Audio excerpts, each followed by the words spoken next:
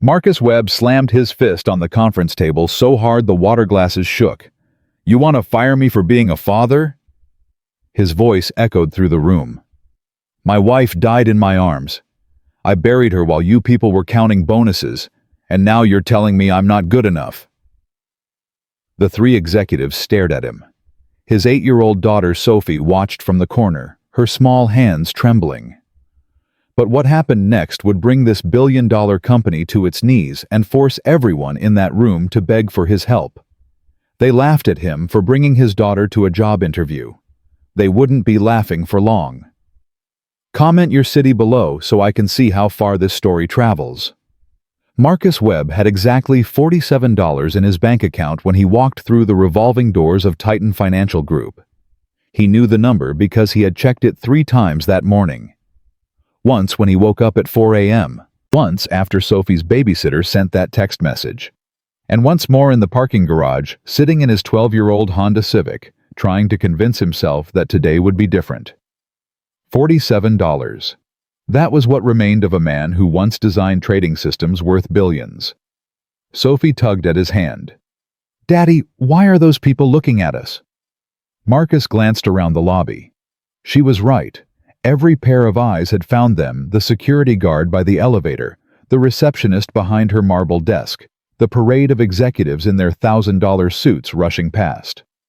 "They're just curious, sweetheart." He squeezed her hand. "Don't worry about them." "But that lady laughed at us." Marcus looked toward the reception desk. The woman there, Patricia, according to her nameplate, was whispering something to her colleague. Both of them were smiling. Not the warm kind of smile, the other kind.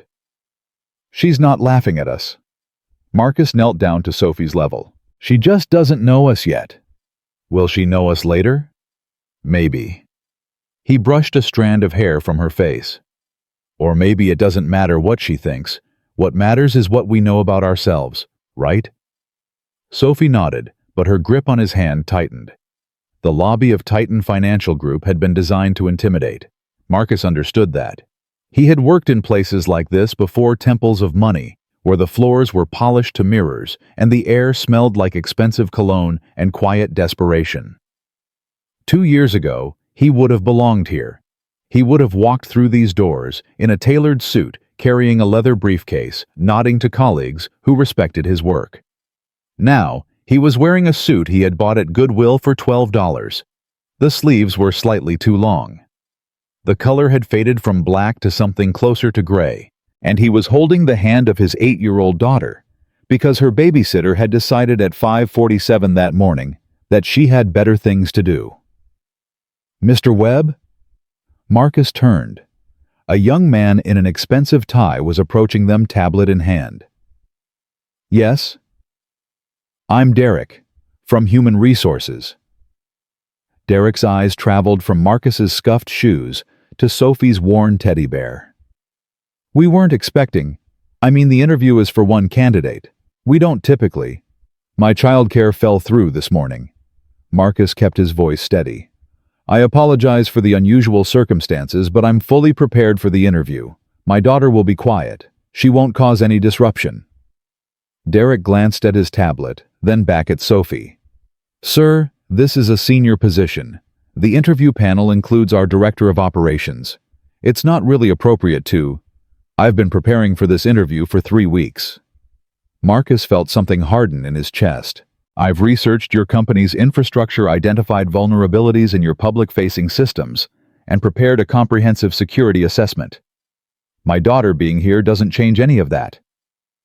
"I understand, but—" "Do you have children, Derek?" The young man blinked. "What?" "Children. Do you have any?" "No. Not yet." Marcus nodded slowly. "Then let me explain something to you. When you have a child, everything changes.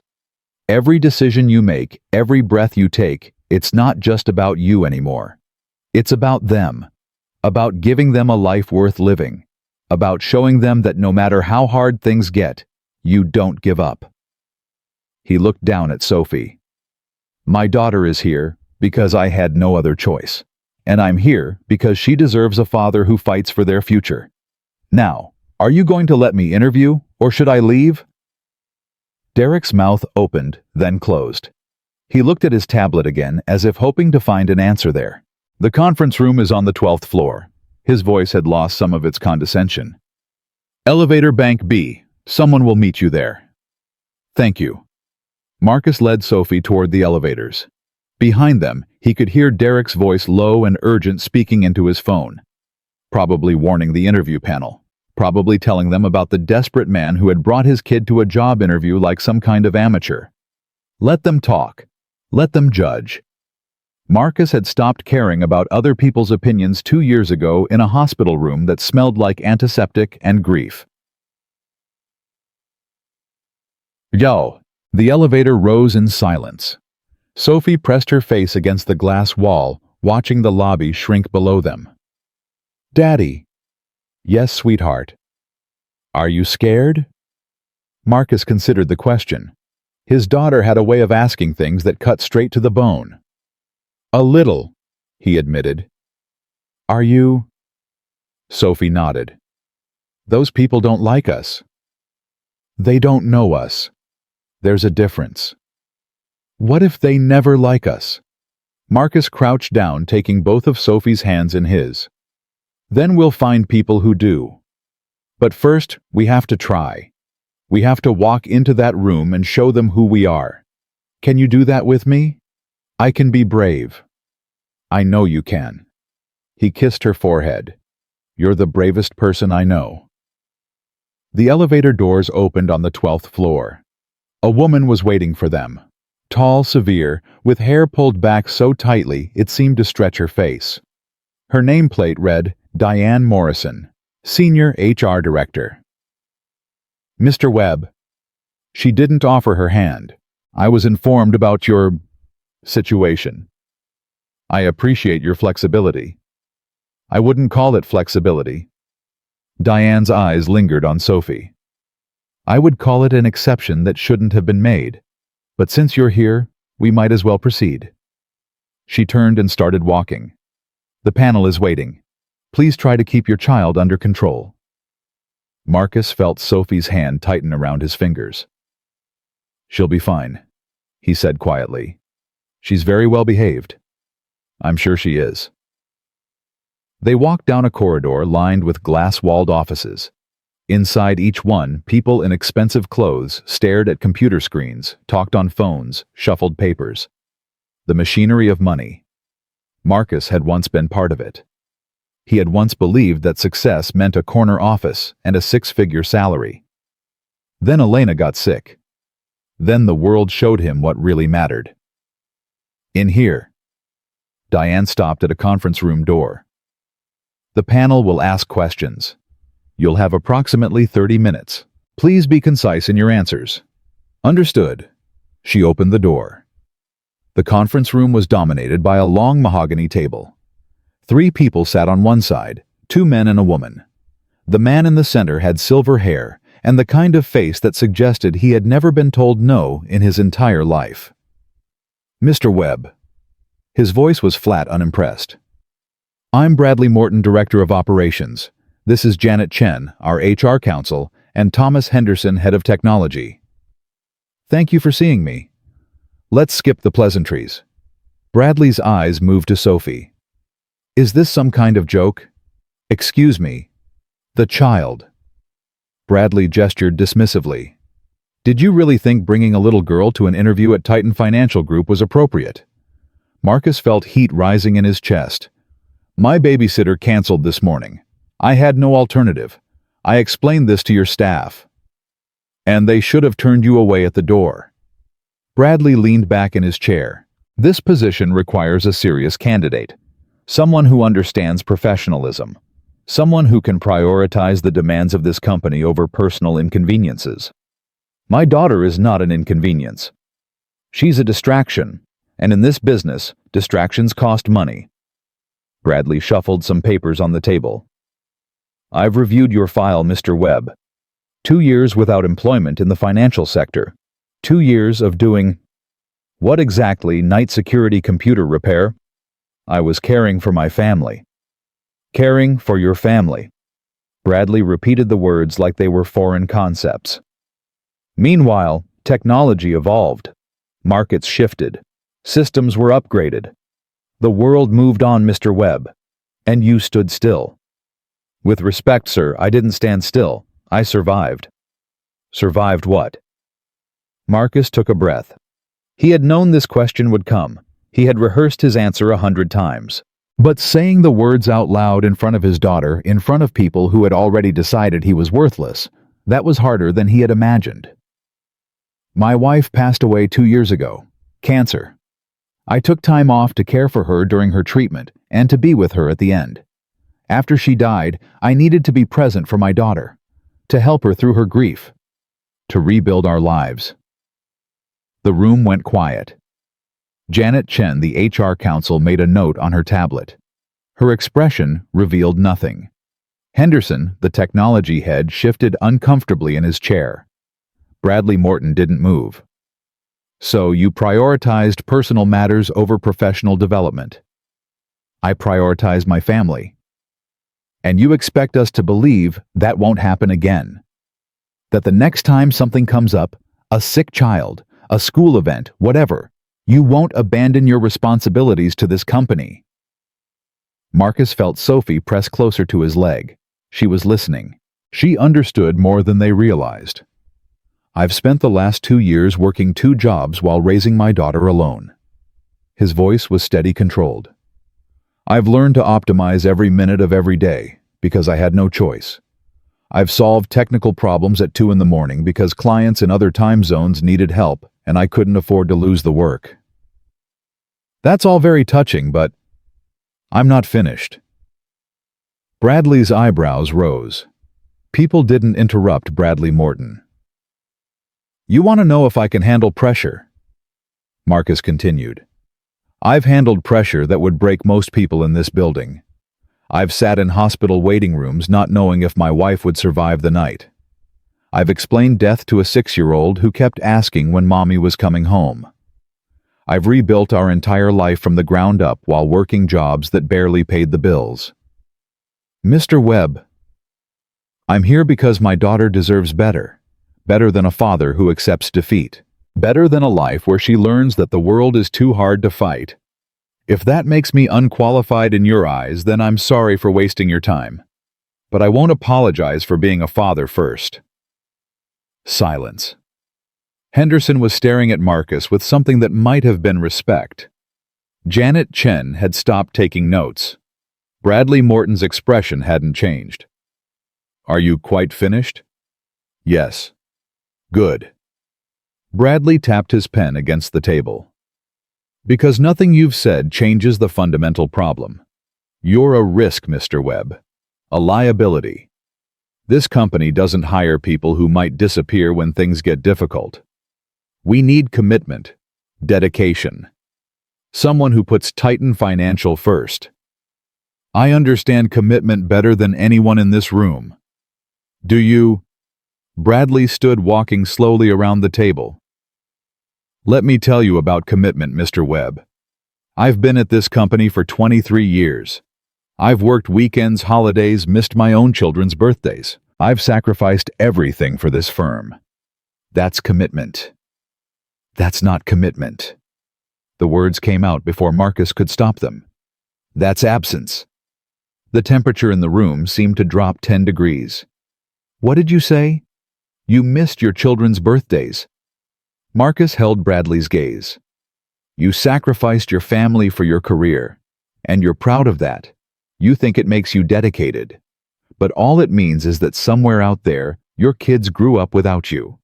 And they'll remember that long after this company forgets your name. Bradley's face reddened. How dare you? I dare, because I know what matters. Marcus pulled Sophie closer. I know because I held my wife's hand when she took her last breath, and the only thing she asked me was to take care of our daughter. Not to make money, not to climb corporate ladders, to take care of Sophie. That's what matters. Everything else is just noise. The room held its breath. Then Bradley Morton did something unexpected. He smiled. But it wasn't a warm smile. It was the smile of a predator who had just spotted weakness. "Henderson," he said without looking away from Marcus. "What's the status of the candidate from Peterson and Associates?" Henderson cleared his throat. "He's waiting downstairs. Strong technical background. MIT graduate. No, personal complications." "I think we've seen enough here." Bradley returned to his seat. "Thank you for coming, Mr. Webb. We'll be in touch." "You're not going to ask about my technical qualifications?" "I don't need to. This interview is over." Marcus stood frozen. He had known the odds were against him. He had known they would judge him for bringing Sophie. But to be dismissed without even a chance to prove himself. "Bradley." The voice came from the doorway. Everyone turned. A woman stood there. Late 30s, elegant with the kind of presence that commanded attention without demanding it. Marcus didn't recognize her, but from the way Bradley's face went pale, she was important. "Miss Chase." Bradley straightened in his chair. "We weren't expecting you." Victoria Chase stepped into the room. Her eyes moved from Bradley to Marcus to the little girl clutching her father's hand. "I was in the lobby earlier," she said. "I saw Mr. Webb arrive. I saw how your staff treated him. There were unusual circumstances. I saw a man who refused to abandon his daughter when things got difficult." Victoria walked to the head of the table. "I saw him kneel down and tell her that Daddy wasn't giving up. I saw courage, Bradley. Real courage. Not the kind you perform in boardrooms. With respect, Miss Chase, the candidate's personal situation makes him unsuitable for... His personal situation makes him exactly what this company needs." Victoria turned to Marcus. "Please sit down, Mr. Webb.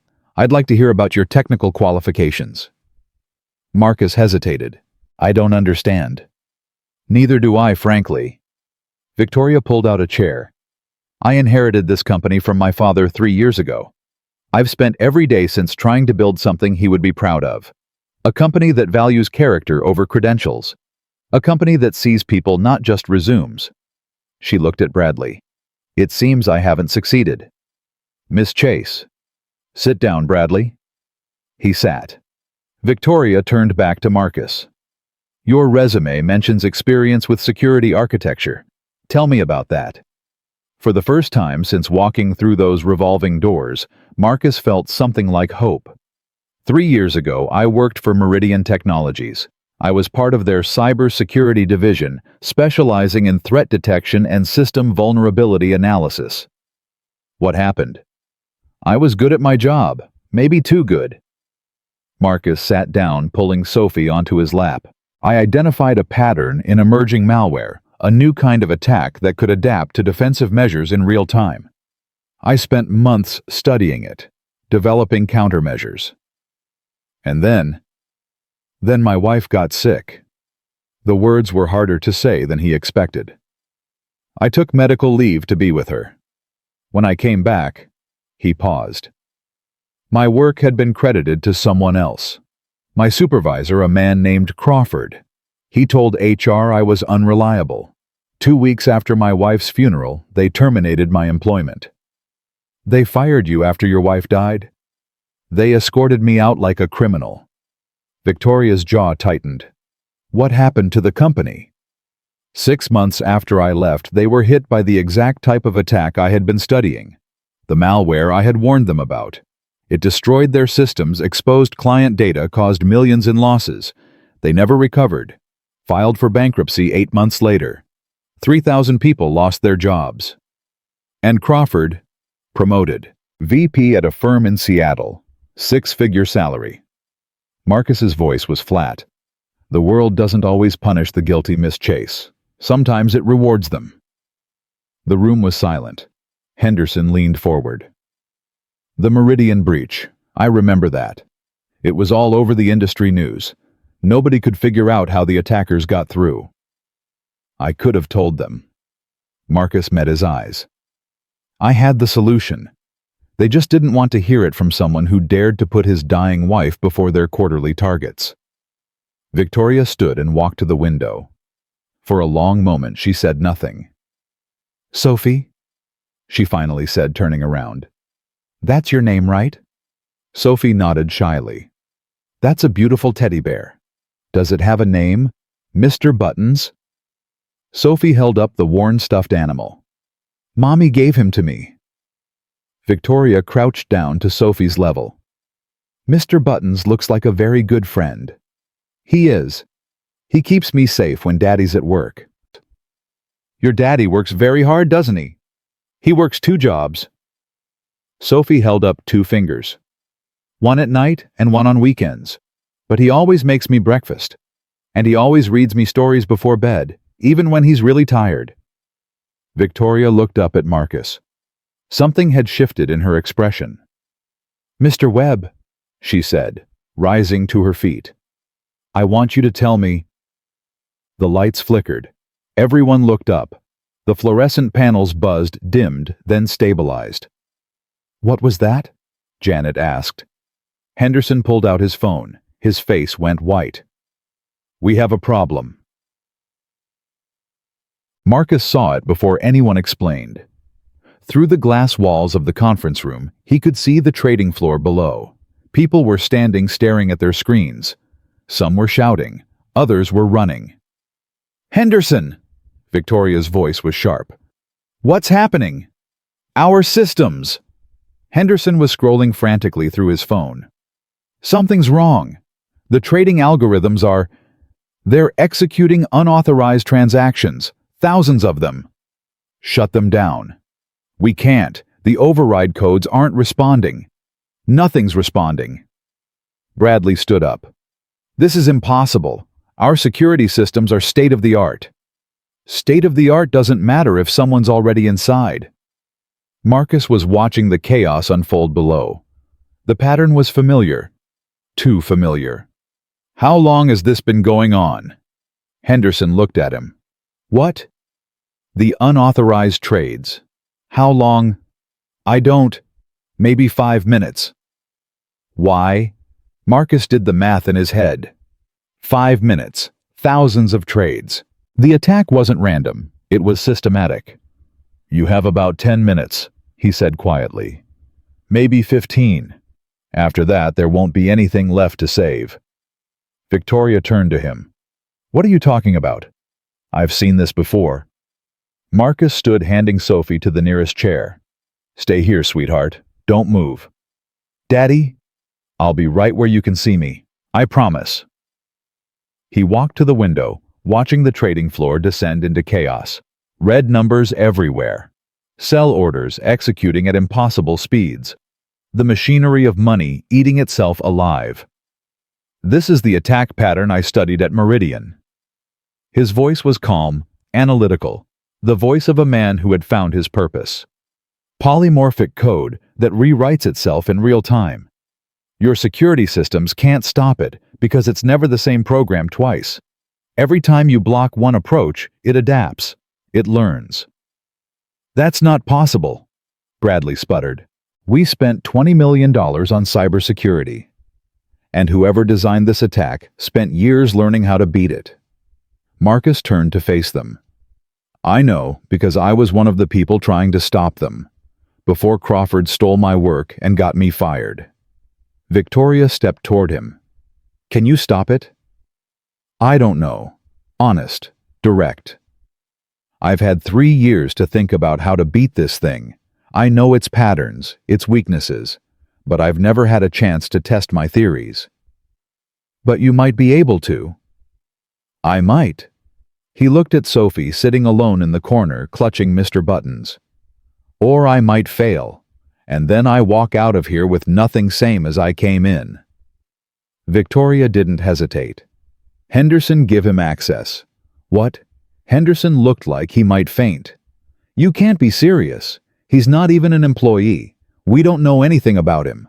For all we know, he could be connected to the attack. He shows up the same day our systems collapse, Bradley added.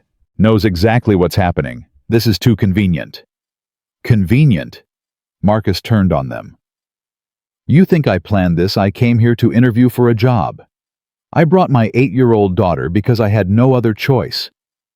If I wanted to attack your company, do you think I'd bring my child along? I don't know what you do. I don't know anything about you. Then let me tell you. Marcus stepped closer. I'm a man who lost everything. My wife, my career, my reputation. I've spent 2 years working jobs that pay barely enough to keep the lights on. I came here today because this was my last chance, my last hope. And now your company is about to collapse, and you're standing here accusing me instead of letting me help. Victoria raised her hand. Enough. She turned to Henderson. Give him access. Full administrative privileges. This is insane. Do it now, or you can explain to the board why we lost everything because you were too proud to accept help. Henderson stared at her. Then slowly he pulled out his tablet and began typing. You have access, he said flatly. Terminal 3. Don't make me regret this. Marcus moved to the nearest workstation. The screen was filled with cascading error messages, red warnings scrolling too fast to read. But underneath the chaos, he could see the pattern, the familiar signature of an old enemy. Sophie. He looked over his shoulder. His daughter was watching him with wide eyes. Daddy's going to work now. You remember what I do when our computer breaks at home? She nodded. This is the same thing, just a little bigger. He turned back to the screen. I need everyone to be quiet. I need to concentrate. His fingers found the keyboard. 3 years of waiting. 3 years of carrying a solution that nobody wanted. 3 years of watching from the sidelines while the world moved on without him. Now finally he had a chance to prove what he had always known. He was never the problem. He was the answer. Marcus Webb began to type. The keyboard felt like an extension of his hands. Marcus hadn't touched a system like this in 3 years, but muscle memory was a powerful thing. His fingers moved across the keys with a rhythm that surprised even him. What's he doing? Bradley's voice cut through the room. Henderson, what is he doing? I don't know. Henderson was watching over Marcus's shoulder. He's accessing the core architecture. How does he even know where to look? Marcus didn't answer. He was too deep in the code now, swimming through layers of corrupted data, like a diver searching for treasure in a sunken ship. The malware was everywhere, spreading through the system like cancer through healthy tissue. Every time he thought he had found its source, it shifted. Adapted became something new. Talk to me, Mr. Webb. Victoria had moved closer. Tell me what you're seeing. It's worse than I thought. Marcus's eyes never left the screen. This isn't just an attack. It's an invasion. Whoever designed this had access to your system architecture. They knew exactly where to hit. That's impossible. Your security protocols are based on standard industry frameworks. They're designed to stop conventional attacks. Marcus pulled up another window, his fingers flying. This isn't conventional. This is personal. Personal. What does that mean? It means someone built this specifically for Titan Financial. They studied your defenses, learned your patterns, found your weaknesses. This took months of preparation, maybe years. Bradley stepped forward. That's absurd. Who would spend years planning an attack on us? Marcus paused. A line of code had caught his attention. Something familiar buried in the chaos. I know this signature, he said quietly. What? The code. The way it's structured. Marcus leaned closer to the screen. I've seen this before. At Meridian. Henderson shook his head. The Meridian attack was 3 years ago. That code would be obsolete by now. The framework isn't obsolete, it's evolved. Marcus was typing faster now, pulling up comparison windows, analyzing patterns. Whoever created the original malware has been improving it, refining it, making it smarter. Crawford. Victoria said the name like a question. Marcus's hands stopped moving. What did you say? The man who stole your work. You said his name was Crawford. Could he be connected to this? Crawford doesn't have the skill to build something like this. He's a manager, not a programmer. But he had access to my research. He knew what I was developing. Marcus resumed typing, but his mind was racing. If he sold that information to someone who knew how to use it. You're saying your own work is being used against us. I'm saying the foundation of this attack is based on something I created, something I designed to protect systems, not destroy them. Marcus felt sick. Someone took my defensive algorithms and reversed them, turned my shield into a sword. The trading floor below had descended into complete chaos. Through the glass walls, Marcus could see people shouting, running, staring at screens filled with red numbers. The attack was accelerating. "How much time do we have?" Victoria asked. "Minutes, maybe less." Marcus was deep in the code now, searching for the weakness he knew had to exist. The malware is targeting your financial core. Once it reaches the transaction servers, it will start liquidating everything. Client accounts, corporate assets, everything. Everything. $2 billion, maybe more. Gone in seconds. Bradley grabbed Henderson's arm. "Shut down the servers, pull the plug, do something." "We can't." Henderson looked like he might be sick. "The malware has locked us out of manual controls. If we try to force a shutdown, it could trigger a cascade failure. We'd lose everything anyway."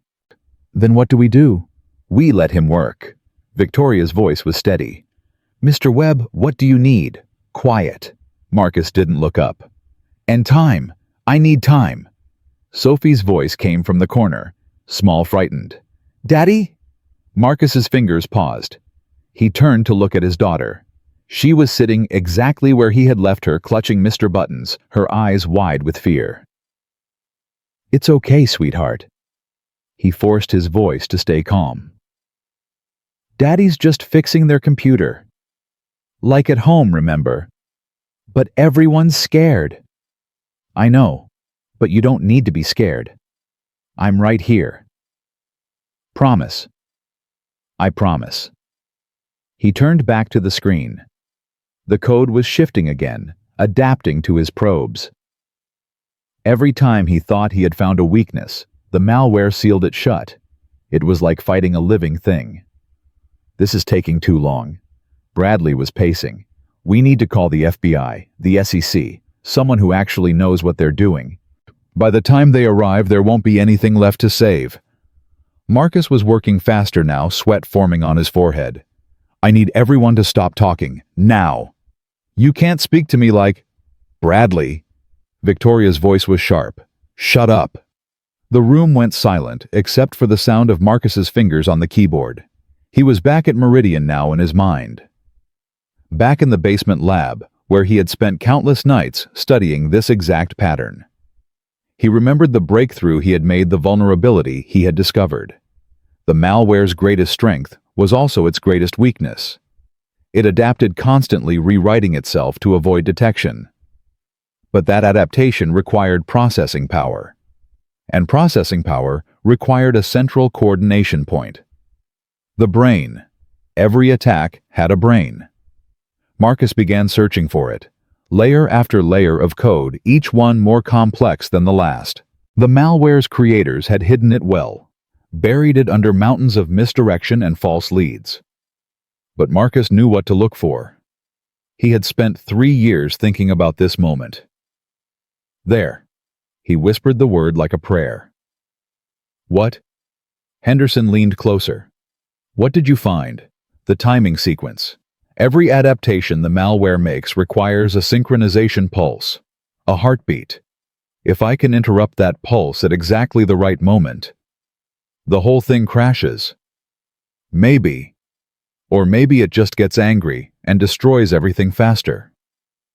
Marcus looked at Victoria. "I need you to understand something. I've never actually tested this. I theorized it would work, but I was fired before I could prove it." "What are the odds?" "Honestly, I don't know. 50-50. Maybe worse." Victoria didn't hesitate. "Do it. If I'm wrong, then we lose everything. But we're going to lose everything anyway if we do nothing." She met his eyes. "I'd rather go down fighting." Marcus nodded. He turned back to the screen. The timing had to be perfect. The synchronization pulse occurred every 0.3 seconds. He would have a window of maybe 0.05 seconds to inject his code. Miss it, and the malware would adapt. He would never get another chance. His fingers hovered over the keyboard. "Daddy?" Sophie's voice again. "Are you winning?" Marcus smiled despite himself. "I'm trying, sweetheart. I'm trying really hard. You can do it. You always fix everything." Something shifted in Marcus's chest. His daughter's faith, pure and unconditional. She didn't care about resumes or credentials or 2-year gaps in employment. She just believed in her father. He couldn't let her down. Marcus watched the code scroll across the screen, counting the pulses. 1, 2, 3. He could see the pattern now, the rhythm of the malware's heartbeat. "Here we go," he whispered. His fingers moved. The code he injected was elegant in its simplicity. A timing interrupt perfectly calibrated to hit the synchronization pulse at its most vulnerable point. It was the kind of solution that only someone who had spent years studying this specific threat could have devised. For a moment, nothing happened. Then the screen went dark. "No." Henderson grabbed the edge of the desk. "No, no, no. What did you do? What did you do?" Bradley was already reaching for his phone. "I'm calling security. I want this man arrested." "Wait." Victoria held up her hand. "Look." The screen was flickering back to life. But something was different. The cascade of error messages had stopped. The red warnings were fading, replaced by status indicators that slowly, one by one, turned green. "That's impossible." Henderson was staring at the screen like it had just performed a miracle. "The core systems are stabilizing. The unauthorized trades are reversing. How is that possible?" Marcus pushed back from the terminal. His hands were shaking. The malware had a dependency loop in its replication module. Interrupt the timing sequence at the right moment, and the whole thing collapses. But you have to know exactly where to hit, and you have to be fast. "How fast?" "I had a 0.05-second window, maybe less." Victoria looked at her watch. "How long was that from start to finish?" Henderson checked the system logs. 93 seconds. 93 seconds. Victoria repeated the number slowly. "You stopped an attack that my entire technology department couldn't touch. In 93 seconds. I've had 3 years to think about it." Marcus stood his legs unsteady. 3 years of carrying a solution that nobody wanted to hear. The trading floor below was slowly returning to normal. The shouting had stopped. People were returning to their desks, staring at screens that now showed stable numbers instead of catastrophic losses. Sophie ran to Marcus, wrapping her arms around his legs. "Did you fix it, Daddy?" He lifted her into his arms, holding her close. "Yeah, sweetheart. I fixed it." "I knew you would." "How did you know?" "Because you're my daddy." She said it like it was the most obvious thing in the world. Daddies fix everything.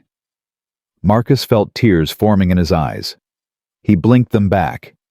Not here, not now. Bradley was the first to break the silence. "This doesn't change anything. He's still not qualified for the position. One lucky break doesn't make up for 2 years of unemployment." "Lucky?" Henderson turned on him. "You think that was luck? I've been in this industry for 20 years. I've never seen anyone do what he just did. That wasn't luck. That was mastery. He could be connected to the attack. He shows up the same day, knows exactly how to stop it. That's suspicious." "It's not suspicious, it's fate." Victoria moved toward Marcus. "Or maybe it's justice. A man who was wronged, who had his work stolen, who lost everything because he dared to be a good husband and father. And 3 years later, he gets a chance to prove what he's always known." "Victoria, you can't seriously be considering—" "I'm not considering anything." Victoria's voice was firm. "I've made my decision." She turned to Marcus. "I want you to head our new cybersecurity division. Full authority to build a team, implement whatever measures you think necessary. Competitive salary, comprehensive benefits, and whatever flexibility you need to care for your daughter. Marcus stared at her. I don't understand. An hour ago, your staff was mocking me in the lobby. An hour ago, I didn't know who you were. Victoria glanced at Bradley, then back at Marcus. Now I do. And I'm not going to let pride or protocol stop me from doing what's right. The board will never approve this, Bradley said. An unvetted candidate hired on the spot given control of our entire security infrastructure. It's unprecedented. Then we'll set a precedent. Victoria didn't back down. This company needs people like Mr. Webb. People who understand that character matters more than credentials. People who know what it means to fight for something that matters. This is a mistake. Maybe. Victoria smiled slightly. But it's my mistake to make. I'm the CEO, Bradley, and I'm telling you that Marcus Webb is exactly what this company needs. The room fell silent. Marcus looked at Sophie, then at Victoria. Before I accept, I have conditions. Bradley snorted. Of course you do. Name them, Victoria said. I pick up my daughter from school every day. I'm home for dinner every night. I don't miss her school plays, her parent-teacher conferences, her birthday parties. Not for any meeting, any emergency, any crisis. My daughter comes first. Always. That's not how this industry works, Henderson said. Cybersecurity requires round-the-clock availability. Attacks don't follow school schedules. Then we build a team that can handle attacks without requiring one person to sacrifice their entire life. Marcus met Henderson's eyes. I've spent 2 years learning that work means nothing if you lose everything else. I won't make that mistake again. Victoria nodded slowly. What else? I build my own team. I hire who I want, not who HR recommends. I want people who've been overlooked, underestimated, written off. Single parents. Career changers. People who know what it means to fight for a second chance. That's highly unorthodox, Bradley said. That's exactly the point. Marcus turned to him. Your orthodox approach almost cost you $2 billion today. Maybe it's time to try something different. Victoria extended her hand. Anything else? Marcus looked at her hand, then at her face. She was serious. After everything that had happened, after the mockery and the judgment and the near destruction of her company, she was offering him not just a job, but a partnership. One more thing, he said. I want to know who was behind this attack. I want to find them, and I want to make sure they never do this to anyone else. You think you can track them? I know I can. The code they used was based on my work. They left fingerprints everywhere. It'll take time, but I'll find them. And when you do, then we make sure the world knows what they did. Crawford, whoever he sold my research to, everyone who profited from stolen work and destroyed lives. We expose them all. Victoria's smile widened. I think I'm going to like working with you, Mr. Webb. She extended her hand again. This time, Marcus took it. Call me Marcus. Victoria. Their handshake lasted longer than strictly necessary. Neither of them seemed to mind. Sophie tugged at Marcus's sleeve. Does this mean you got the job, Daddy? Marcus laughed. It was a strange sound, rusty from disuse but genuine. Yeah, sweetheart. Daddy got the job. Does this mean we can get a puppy now? The tension in the room broke. Even Henderson cracked a smile. We'll talk about the puppy later, Marcus said. Right now, let's just celebrate this, okay? Okay. Sophie held up Mr. Buttons. Mr. Buttons says congratulations. Tell Mr. Buttons thank you. He says you're welcome. Victoria crouched down to Sophie's level. Sophie, your daddy is a very special person. Do you know that? Sophie nodded seriously. He makes the best pancakes, and he does all the voices when he reads stories. I bet he does. Victoria looked up at Marcus. I think I need to hear these voices sometime. Maybe someday. Marcus felt his face warming. Right now, I should probably get Sophie home. It's been a long day. Of course. Victoria stood. Henderson will give you access credentials. We'll work out the details of your contract tomorrow. For now, just... She paused. Thank you. For what you did today. For not giving up. I couldn't give up. Marcus pulled Sophie closer. I had someone counting on me. He turned to leave, but Bradley's voice stopped him. Webb. Marcus looked back. The older man's face was unreadable. What you said earlier, about missing my children's birthdays. Bradley paused. My son doesn't speak to me anymore. Hasn't for 5 years. Marcus didn't know what to say. I'm not apologizing for what I said in the interview, Bradley continued. I still think you're a risk. But maybe. He stopped. Maybe you're the kind of risk this company needs. It wasn't an apology. It wasn't even really an acknowledgement. But coming from Bradley Morton, it was something close to respect. Thank you, Marcus said. Don't thank me yet. I'm still going to make your life difficult. I'd expect nothing less. Marcus walked out of the conference room with Sophie in his arms. Behind him, he could hear Victoria issuing orders, Henderson making calls, the machinery of recovery beginning to turn. The lobby was different now. The same marble floors, the same towering ceilings, but something had changed. The receptionist Patricia looked up as he approached. Her expression was nothing like the smirk she had worn that morning. Mr. Webb? She stood. I just heard what you did. I wanted to say, I'm sorry. For earlier. For how I treated you. Marcus studied her face. She seemed genuine. It's okay, he said. You didn't know me. That's not an excuse. I should have been professional. I should have treated you with respect regardless of... She glanced at Sophie. Regardless of circumstances. Then let's start over. Marcus shifted Sophie to one arm and extended his hand. I'm Marcus Webb. I'll be running the new cybersecurity division. Patricia shook his hand. Patricia Coleman, reception, and I promise to be nicer from now on. I'd appreciate that. Your daughter is adorable, by the way. What's her name? Sophie. Hi, Sophie. Patricia waved. That's a beautiful teddy bear. Sophie held up Mr. Buttons proudly. His name is Mr. Buttons. Mommy gave him to me. He's very handsome. He thinks you're pretty. Patricia laughed. Tell Mr. Buttons thank you. Marcus carried Sophie toward the exit. The security guard who had watched them with suspicion that morning nodded as they passed. A man in an expensive suit held the door open for them. Outside, the afternoon sun was warm. Marcus stood on the sidewalk breathing deeply, letting the reality of what had just happened sink in. 3 hours ago, he had walked through those doors with nothing but desperation and his daughter's hand. Now he had a job. A real job. A chance to rebuild everything he had lost. Daddy. Sophie's voice was sleepy. I'm tired.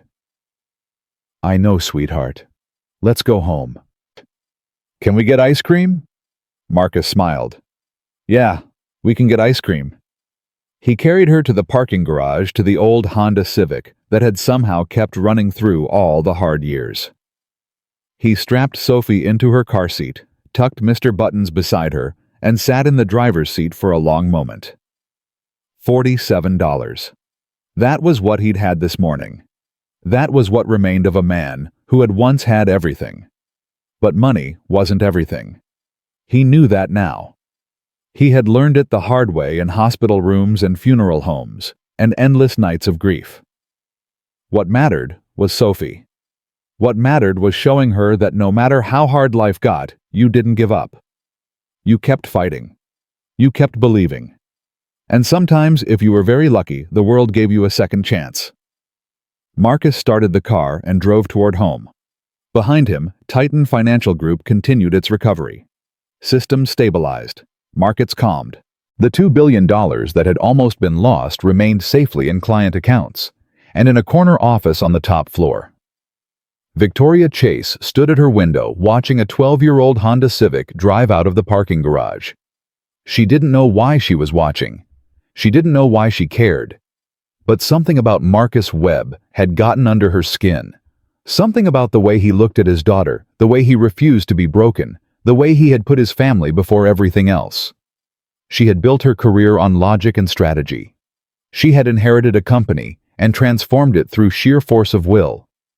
She didn't believe in fate or destiny or any of that romantic nonsense. But standing there watching that old car disappear into traffic, she couldn't shake the feeling that something important had just begun. Her phone buzzed. A text from her assistant. Board meeting in 15 minutes. Victoria turned away from the window. There would be time later to figure out what she was feeling. Right now she had a company to run. But as she walked to the elevator, she found herself smiling. A real smile, not the professional mask she wore for investors and board members. Marcus Webb had walked into her company with nothing but his daughter and his dignity. And in 93 seconds, he had changed everything. She had a feeling this was just the beginning. The first week at Titan Financial felt like a dream Marcus kept expecting to wake up from. He arrived each morning at 7:30, dropped Sophie at the company's emergency childcare center that Victoria had mysteriously fast-tracked into existence, and walked into an office that still didn't feel like his. The nameplate on his door read, Marcus Webb, Director of Cybersecurity, in polished brass letters. Every time he saw it, something twisted in his chest. "You're staring at that nameplate again." Henderson's voice came from behind him. Marcus turned. The technology head was holding 2 cups of coffee. He extended one toward Marcus. "Peace offering," Henderson said. "I was hard on you during the interview. I shouldn't have dismissed you so quickly." "You were doing your job." Marcus took the coffee. "Protecting the company from unknown variables." "I was protecting my ego from someone who made me look incompetent." Henderson leaned against the doorframe. 20 years in this industry. I thought I'd seen everything. Then you walked in with your kid and your goodwill suit and did in 90 seconds what my entire team couldn't do in 30 minutes. You would have figured it out eventually." "No, I wouldn't have." Henderson's voice was flat honest. "That code was beyond anything I've ever encountered. If you hadn't been there..." He shook his head. $2 billion. Gone. Careers destroyed. Lives ruined. All because I was too proud to listen to someone who didn't fit my idea of what an expert should look like. Marcus sipped his coffee. It was good. Expensive. The kind of coffee he hadn't been able to afford in years. "I'm not here to make anyone look bad," he said. "I'm here to make sure what happened never happens again." How that malware was sophisticated. Military grade. Whoever created it had resources we can't match. They also made mistakes. Marcus set down his coffee and turned to his computer. Every piece of code has a signature, a fingerprint. The attack on Titan used frameworks that I developed 3 years ago at Meridian. That means whoever built it had access to my research. Crawford. Crawford couldn't code his way out of a paper bag. He's a manager, a politician. He took credit for my work, but he didn't understand it. Marcus pulled up a series of files. But he had access to everything I created, and if he sold that information to someone with the skills to weaponize it, then we're not just looking for a hacker, we're looking for a network. Exactly. Henderson moved closer, studying the screen. What do you need? Resources, a team, and access to everything Titan has on its previous security breaches. Not just the attack last week, everything going back 5 years. That's a lot of data. Then I'd better get started. Henderson nodded slowly. I'll get you clearance. But Marcus... He paused. Be careful. If you're right about this being bigger than one attack, you might be poking something that doesn't want to be poked. I've been poked plenty. Marcus smiled grimly. It's time to poke back. The next 3 weeks were a blur of code and coffee and late nights. Marcus built his team exactly as he had promised, hiring people that traditional HR would have overlooked. A single mother named Rachel, who had been out of the workforce for 6 years raising twins with special needs. A former convict named James, who had served time for hacking before turning his life around. A 62-year-old programmer named Walter, who had been forced into early retirement because someone decided he was too old to be relevant. Each of them had been written off. Each of them had something to prove. "You really think this ragtag group can compete with corporate security teams?" Bradley asked during a department heads meeting. "No offense to your unique hiring choices, but we're talking about protecting billions of dollars here. My ragtag group stopped an attack that your corporate security teams missed entirely." Marcus didn't back down. "They missed it because they were looking for conventional threats. My team doesn't think conventionally. That's the point. It's a risk. Everything is a risk. The question is whether the potential reward justifies it." Marcus looked around the table. "In the 3 weeks since my team started, we've identified 17 previously undetected vulnerabilities in Titan's systems. 17 backdoors that could have been exploited at any time. Your conventional approach missed all of them." Bradley had no response to that. After the meeting, Victoria caught Marcus in the hallway. "You handled that well," she said. "Bradley doesn't like being challenged." "Bradley doesn't like me. There's a difference. He's old school. He believes in hierarchy, seniority, paying your dues." Victoria fell into step beside him. "You threatened everything he thinks he knows about how success works." "I didn't threaten anything. I just proved that his way isn't the only way." To him, that's the same thing. Victoria paused outside his office door. "How's Sophie adjusting to the childcare center?"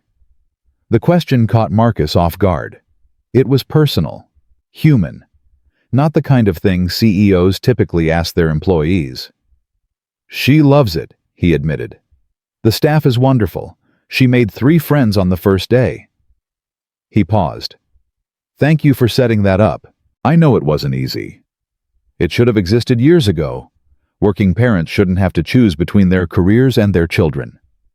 Victoria's voice carried an edge of something Marcus couldn't identify. "My father never understood that.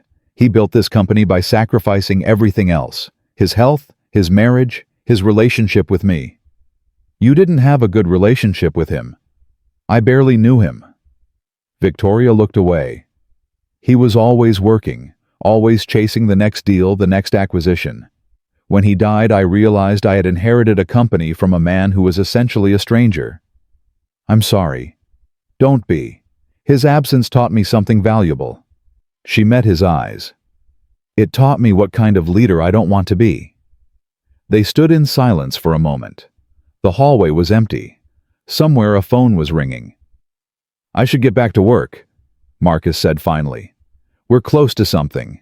The attack pattern, the code signatures. They're leading somewhere." "Where?"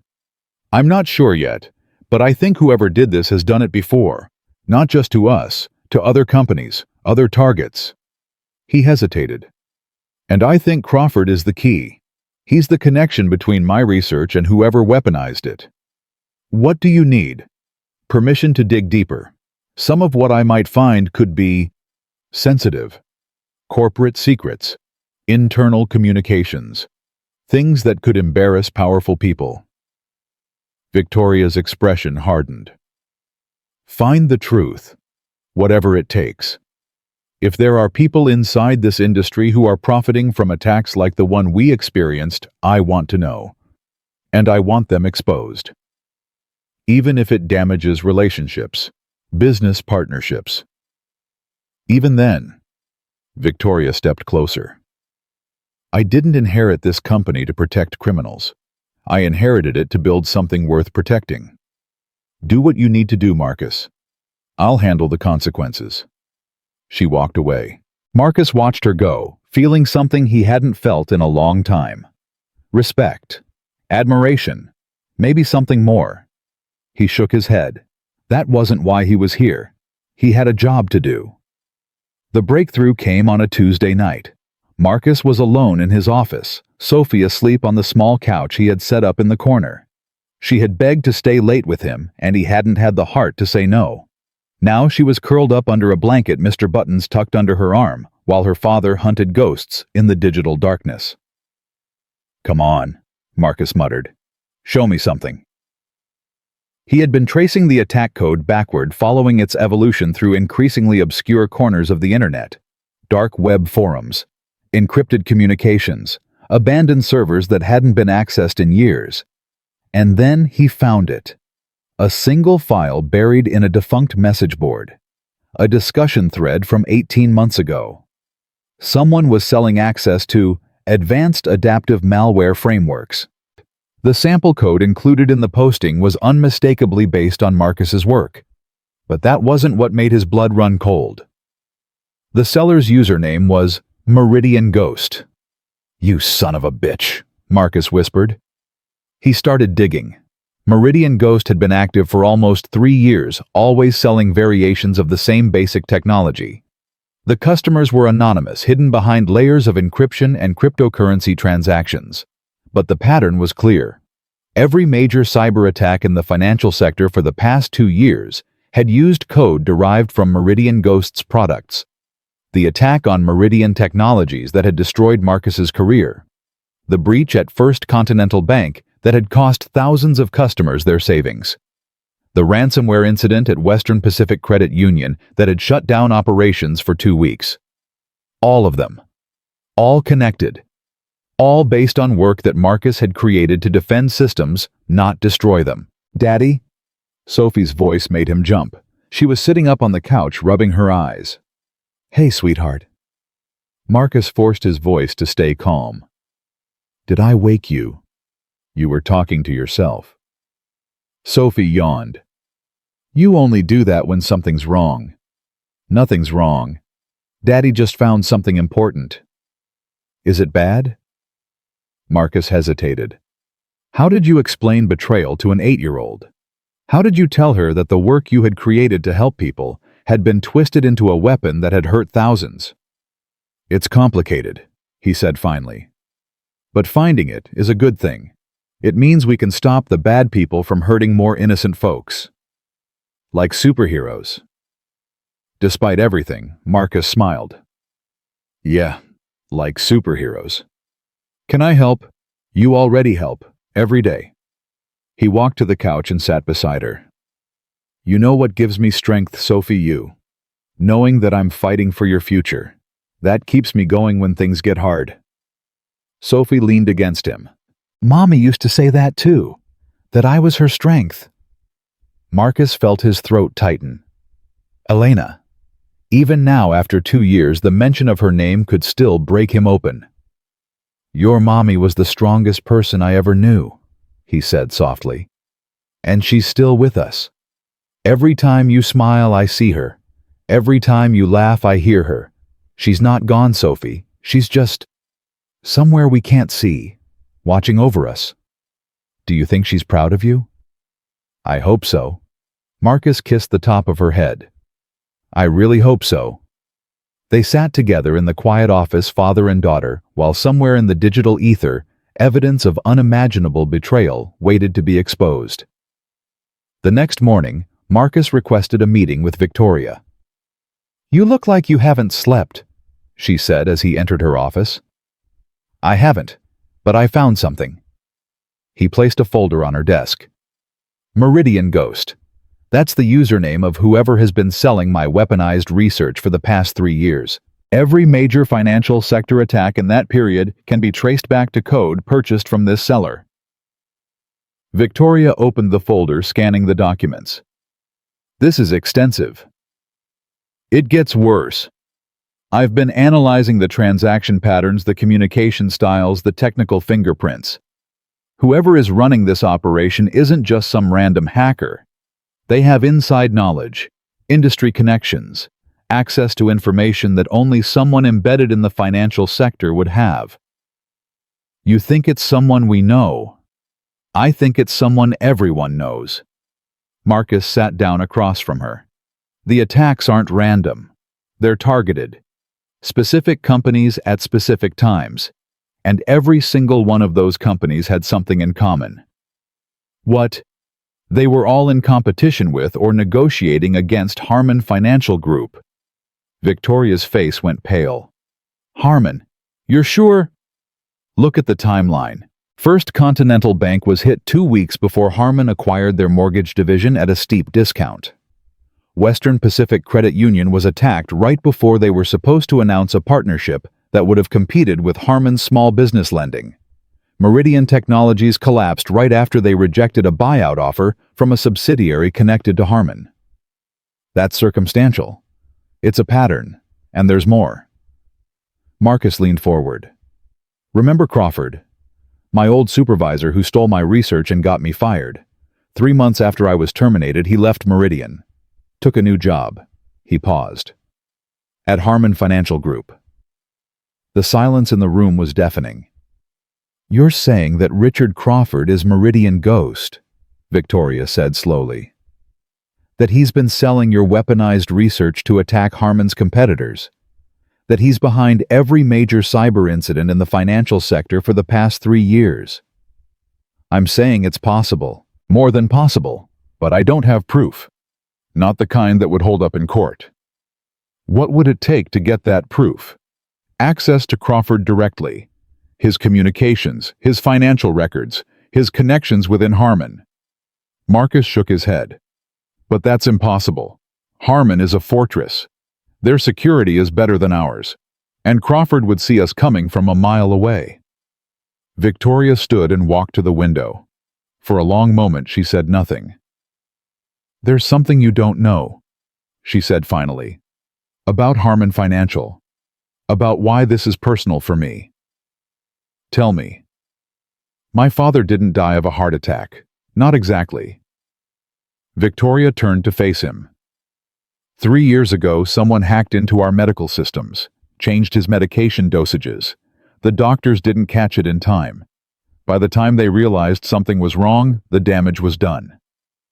Marcus felt ice forming in his stomach. You think someone killed your father? I think someone saw an opportunity and took it. My father was in the middle of negotiations that would have made Titan the dominant force in the industry. He was about to close a deal that would have crippled Harmon's market position. Victoria's voice was steady, but her hands were shaking. 1 week after he died, Harmon acquired 2 companies that had been about to sign with us. They've been eating into our market share ever since. Victoria. I've spent 3 years trying to prove it. 3 years of dead ends and covered tracks and lawyers telling me I didn't have enough evidence. She walked back to her desk, her eyes blazing. If you can connect Crawford to Meridian Ghost, and Meridian Ghost to Harmon, we might finally have what we need to bring them down. It's not going to be easy. These people are careful. They've been doing this for years without getting caught. I don't care about easy. Victoria sat down across from him. I care about justice. For my father. For the people who lost their jobs when their companies were attacked. For you and everyone else whose lives were destroyed, so that a few powerful people could get richer. Marcus studied her face. The professional mask was gone. What remained was raw, genuine wounded. There might be a way, he said slowly. Crawford doesn't know I'm here. As far as he knows, I'm still working night security and fixing computers on weekends. If I could get close to him without him knowing who I really am. You want to go undercover? Not exactly. I want to bait him. Marcus pulled out his phone. Crawford is arrogant. He always was. He took credit for my work because he genuinely believed he deserved it. Men like that can't resist proving how smart they are. What are you suggesting? A trap. We leak information about a new security protocol I'm developing. Something revolutionary. Something that would make Titan systems impervious to the kind of attacks Crawford has been selling. Marcus smiled grimly. If Crawford is Meridian Ghost, he won't be able to resist. He'll need to know what I'm working on. He'll need to steal it, just like he stole everything else. And when he tries, we catch him, with evidence that even Harmon's lawyers can't explain away. Victoria was quiet for a long moment. It's risky. If they realize what we're doing, then they come after us. I know. Marcus met her eyes. But they've already been coming after people like me for years. The only difference is, now we're ready. Now we fight back. You're willing to put yourself in danger for this, after everything you've been through. I'm willing to do whatever it takes to make sure Sophie grows up in a world where people like Crawford don't always win. Marcus's voice hardened. They took my wife's final months from me. They took my career. They almost took my daughter's future. I'm not letting them take anything else. Victoria reached across the desk and took his hand. The gesture was unexpected, intimate. Marcus didn't pull away. "We'll do this together," she said. "Whatever happens, you won't face it alone." "Thank you." "Don't thank me yet." Victoria squeezed his hand, then released it. "If we're going after Harmon, we're going to need more than evidence. We're going to need allies, people inside the industry who are tired of playing by rigged rules." "Do you have people in mind?" "A few. Old colleagues of my father's who never trusted Harmon. Journalists who've been investigating financial sector corruption for years. Maybe even some contacts in the SEC who might be willing to look the other way while we gather what we need. This could take months. I've waited 3 years. A few more months won't kill me." Victoria stood. "Start building the trap. I'll start building the army. And Marcus." "Yes. Be careful. Crawford is dangerous. And whoever is backing him at Harmon is even more dangerous. They've killed before to protect their interests. They won't hesitate to do it again." Marcus thought of Sophie, of the promise he had made to Elena to always put their daughter first. "I'm always careful," he said. "I have too much to lose." The plan took shape over the following weeks. Marcus and his team developed a fake security protocol, elaborate enough to seem valuable, flawed enough to be tempting. They planted hints in industry forums, dropped casual mentions at conferences, created a breadcrumb trail that would lead anyone looking directly to Titan Financial. And then they waited.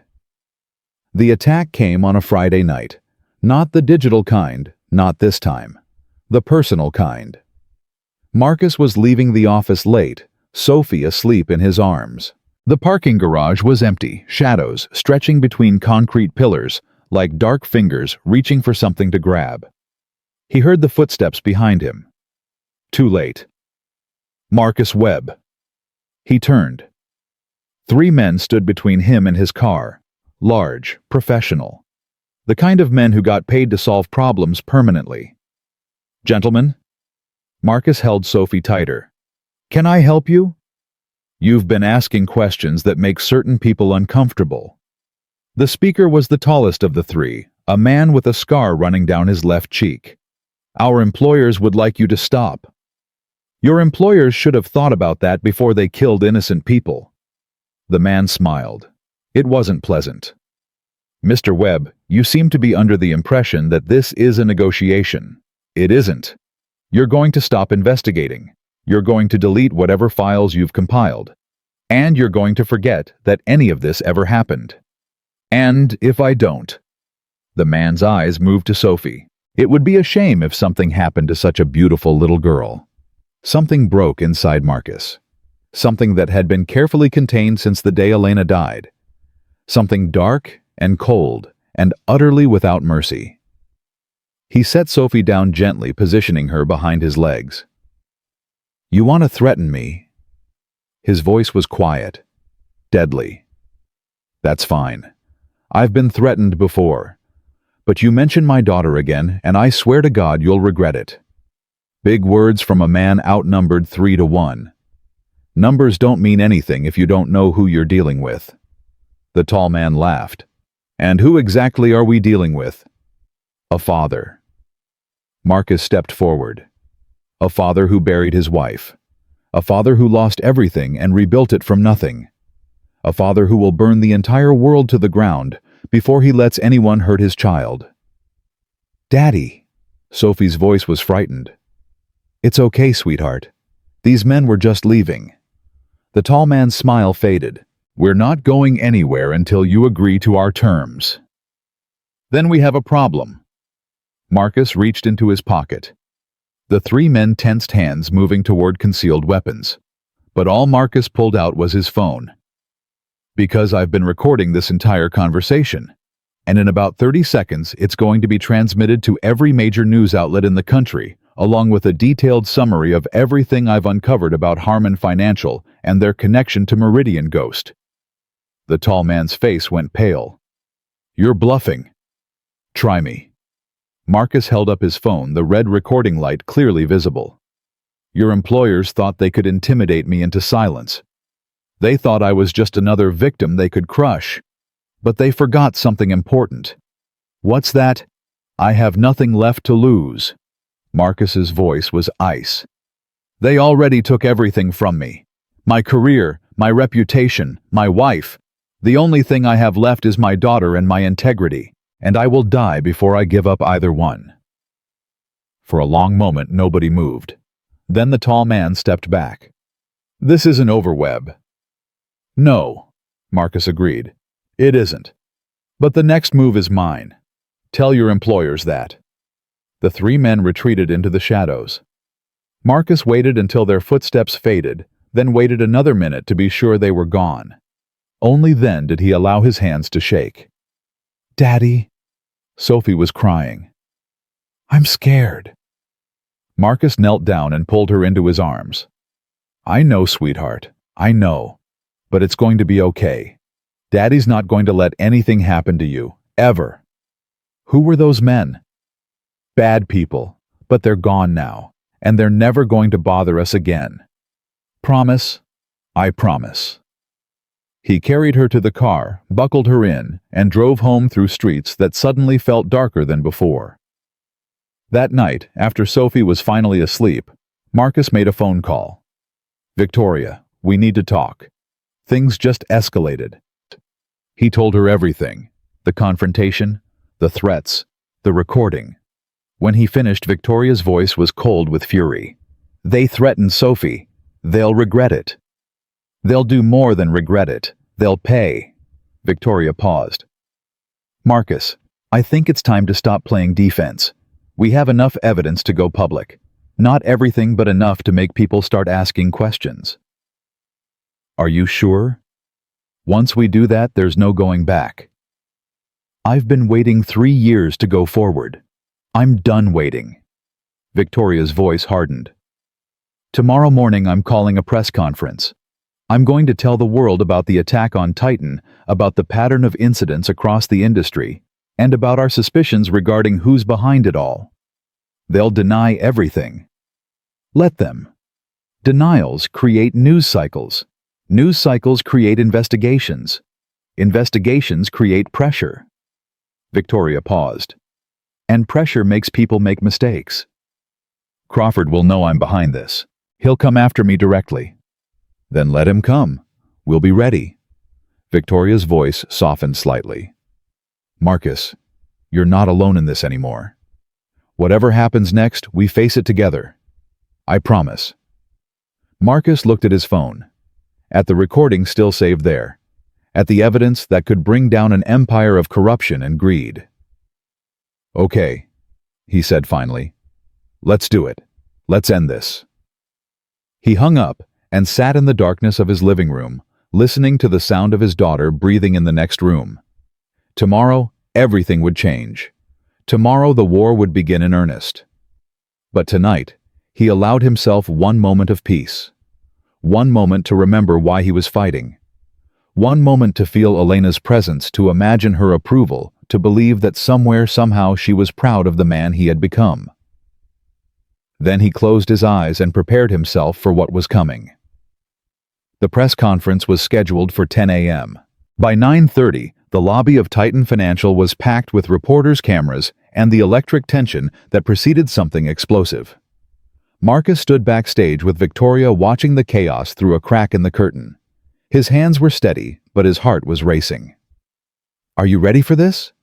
Victoria asked. I've been ready for 3 years. Once you step out there, your life changes forever. Crawford will know who's coming for him. Harmon will throw everything they have at you. There's no going back. There was never any going back. Marcus turned to face her. The moment they threatened Sophie, they made this personal. The moment I realized they killed your father, it stopped being about me. This is bigger than revenge. This is about making sure they can never do this to anyone else." Victoria reached out and squeezed his hand. "Whatever happens out there, I want you to know something." "What?" "I'm glad you walked into my company that day. I'm glad you brought Sophie. I'm glad you refused to be broken." She paused. "You've reminded me why I do this, why any of it matters." "Victoria." "Later." She released his hand. "We'll talk about everything later. Right now we have a war to start." The press conference began with Victoria taking the podium. She was composed, professional, every inch the CEO. But there was fire in her eyes that Marcus had never seen before. 3 weeks ago, Titan Financial was the target of a sophisticated cyber attack. Thanks to the quick thinking of a remarkable individual, we were able to stop the attack before it caused catastrophic damage. But the incident raised questions that demanded answers. Questions about who was behind the attack and why. The reporters leaned forward, sensing blood in the water. "Our investigation has uncovered a pattern of cyber attacks across the financial sector spanning the past 3 years. Attacks that seemed random, but were actually targeted. Attacks designed to destabilize specific companies at specific moments, always benefiting the same competitor." "Are you accusing someone specific?" a reporter shouted. "I'm presenting evidence." Victoria pressed a button, and a display screen behind her lit up with data. "These are the attack signatures. Note the similarities in code structure, timing, and methodology. Our experts have determined that all of these attacks originated from the same source, a source we've identified as Meridian Ghost." Murmurs rippled through the crowd. "But today, I'm not here just to present evidence. I'm here to introduce the man who uncovered this conspiracy. The man who stopped the attack on Titan. The man whose work was stolen 3 years ago and weaponized against innocent people." Victoria turned toward the curtain. "Marcus Webb." Marcus stepped onto the stage. The cameras flashed like lightning. He walked to the podium, feeling the weight of 3 years of injustice pressing down on his shoulders. "My name is Marcus Webb. 3 years ago, I was a cybersecurity specialist at Meridian Technologies. I was developing defensive protocols to protect financial systems from adaptive malware. But before I could complete my work, my supervisor Richard Crawford stole my research and had me terminated." The room went silent. 2 weeks after I buried my wife, I was escorted out of the building like a criminal. My work was credited to Crawford. My reputation was destroyed. And the research I had developed to protect people was sold to the highest bidder and turned into a weapon. "Do you have proof of these accusations?" a reporter demanded. "I have 3 years of evidence." Marcus clicked to the next slide. "This is the code signature from the attack on Titan Financial, and this is the code signature from my original research at Meridian. They're virtually identical. Whoever built this malware used my work as a foundation. That doesn't prove Crawford was involved." "No, but this does." Marcus clicked again. A chat log appeared on screen. "This is a conversation from a dark web forum 18 months ago. A user named Meridian Ghost, selling access to advanced adaptive malware frameworks. The technical specifications match my stolen research exactly." "How do you know Meridian Ghost is Crawford?" "Because I traced the cryptocurrency payments." Another click. "The wallet addresses used by Meridian Ghost route through a series of shell companies. Shell companies that are all connected to the same parent organization." He paused. "Harman Financial Group." The room erupted. Reporters shouted questions. Cameras flashed continuously. Marcus stood at the podium, letting the chaos wash over him. This was the moment. 3 years of silence, of suffering, of watching the guilty prosper while the innocent suffered. Now the world would know the truth. Victoria stepped forward to field questions, but Marcus barely heard her responses. His eyes had found a face in the crowd. A face he hadn't seen in 3 years but would never forget. Richard Crawford was standing at the back of the room. Their eyes met. Crawford's expression was calm, almost amused. He raised his hand in a small wave, then turned and walked out. Marcus's blood ran cold. "Excuse me," he said into the microphone. "I need a moment." He pushed through the crowd, ignoring the shouted questions, the grabbing hands, the chaos. By the time he reached the lobby, Crawford was gone. But his phone buzzed with a text message from an unknown number. "Nice performance, but you've made a mistake. Check on your daughter." Marcus's heart stopped. Sophie was at school. She was supposed to be safe. He had arranged extra security, had made sure the teachers knew to keep her under constant watch. He dialed the school's number. No answer. He dialed again. Still nothing. He was running before he made the conscious decision to move, sprinting through the lobby, past the confused security guards, out into the street. His car was in the garage. Too far. He needed to get to Sophie now. "Marcus?" Victoria's voice came from behind him. "What's wrong?" "Sophie, Crawford sent a message. Something's wrong." Victoria didn't hesitate. "My car, now." They raced through downtown traffic, running red lights, weaving between vehicles. Marcus kept trying the school's number.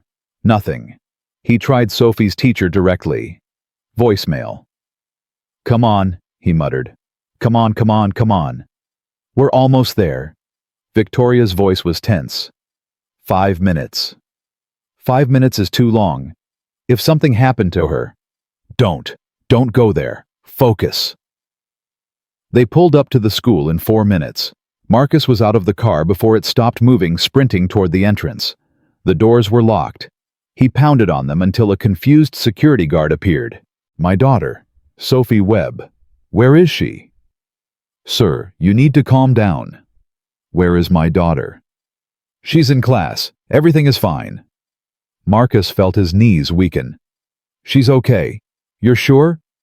"I just saw her at lunch. She's fine." The security guard studied him with concern. "Sir, are you all right? You look like you've seen a ghost." "I need to see her. Now." "I'll need to verify your identity and contact the front office." "I don't care what you need to do. Get my daughter. Now." Victoria appeared beside him, flashing her ID. "I'm Victoria Chase, CEO of Titan Financial. This man's daughter may be in danger. Please, we need to see her immediately." The guard's eyes widened. He reached for his radio. "This is Jenkins at the main entrance. I need someone to bring Sophie Webb to the office. Priority 1. The next 3 minutes were the longest of Marcus's life. He stood in the school lobby, his heart pounding, his hands shaking, unable to think about anything except the worst possibilities. Then he heard her voice. "Daddy?" Sophie was walking down the hallway, a confused teacher beside her. She was fine, unharmed, alive. Marcus dropped to his knees and pulled her into his arms, holding her so tight she squeaked in protest. "Daddy, you're squishing me." "I know, I'm sorry, I just..." His voice broke. "I love you so much, Sophie. So much." "I love you too." She pulled back, studying his face with those two perceptive eyes. "Why are you crying?" "I'm just happy to see you, sweetheart. That's all." "But you saw me this morning." "I know. Sometimes daddies just need to hug their kids for no reason." He wiped his eyes. "How about we go home early today, just you and me?" "But I have art class." "We can do art at home. I'll buy you new crayons." Sophie considered this. The really big box with the sharpener. The really big box with the sharpener. "Okay," she smiled. "Can we get ice cream too?" "We can get all the ice cream you want." Victoria drove them home. She stayed in the living room while Marcus got Sophie settled with her coloring books and snacks, then joined him in the kitchen. "Crawford was bluffing," she said quietly. "He wanted to scare you, to throw you off balance." It worked. Marcus leaned against the counter. "For about 5 minutes I thought I had lost her, the way I lost Elena." "But you didn't. She's safe, and Crawford just made a huge mistake." "What do you mean?" "That text message. It's evidence. He threatened your daughter on the same day we went public with accusations against him. Victoria pulled out her phone. I've already forwarded it to our legal team. Combined with everything else, it's going to make prosecution much easier. Prosecution doesn't bring back what he's taken. No, but it stops him from taking more. Victoria moved closer. Marcus, I know this is hard. I know you want to confront him directly to make him pay with your own hands. But that's not how we win this. We win by being smarter, by building a case so airtight that even Harmon's army of lawyers can't get him out. And in the meantime, he walks around free while Sophie has to live in fear. In the meantime, we protect her. I've already arranged for private security. Former FBI agents, the best in the business. They'll watch Sophie around the clock without her even knowing. I can't afford. You're not paying. I am. Victoria held up her hand before he could protest.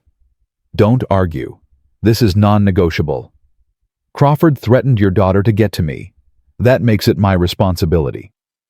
Victoria, I can't ask you to. You're not asking. I'm telling. Her voice softened.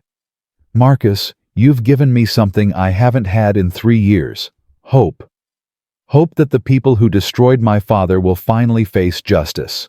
The least I can do is make sure your daughter is safe while we finish this. Marcus looked at her. Really looked. Not at the CEO, not at the powerful woman who controlled $1 billion company. At the person underneath. The one who had lost her father. The one who understood grief and rage and the desperate need for justice. Thank you, he said quietly. For everything. Don't thank me yet. We haven't won. We will. How do you know? Because I have something Crawford doesn't have. Marcus glanced toward the living room where Sophie was carefully coloring a picture of a rainbow. I have something worth fighting for. The response to the press conference was immediate and overwhelming. News networks ran the story around the clock. Financial analysts debated the implications. Regulatory agencies announced investigations. Harmon Financial's stock price dropped 15% in a single day. But Crawford didn't run. He didn't hide. Instead, he did something Marcus hadn't expected. He scheduled his own press conference. This is a coordinated attack by a disgruntled former employee with a personal vendetta. Crawford stood behind his own podium, surrounded by expensive lawyers, his face a mask of wounded dignity.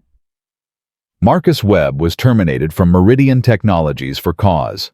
His work was substandard. His attendance was unreliable. And now, 3 years later, he's fabricated evidence to blame others for his own failures. What about the code signatures? A reporter asked. The cryptocurrency trail. Circumstantial at best, fabricated at worst. Crawford's smile was oily confident. My lawyers are preparing defamation suits against both Mr. Webb and Victoria Chase. We will not allow malicious accusations to destroy the reputation I've spent decades building. Marcus watched the press conference from his office at Titan. Rachel, James, and Walter stood behind him. He's good, Rachel said.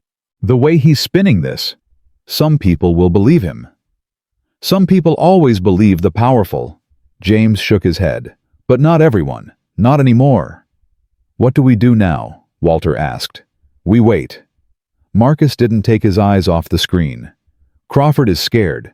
That's why he's counterattacking so hard. Scared people make mistakes. What if he doesn't make a mistake? He will. Marcus turned to face his team. I know this man. I worked beside him for 5 years. He's arrogant. He thinks he's the smartest person in every room. That arrogance is his weakness. How do we exploit it? We give him what he wants. Marcus walked to his whiteboard. Crawford didn't just steal my research. He took credit for everything I created. He built his entire reputation on my work. That means he has a blind spot. He thinks he understands the technology because he presented it in meetings and took the bonuses. But he never actually learned how it works. So we create something new. Something that looks like the perfect upgrade to the original malware. Something that would make Crawford's products obsolete. Marcus began sketching on the board. We leak it, make sure it gets to him, and when he steals it, it's a trap. Rachel's eyes lit up. The code will have a tracer, something that identifies whoever uses it. Better than a tracer. Marcus smiled grimly. A confession.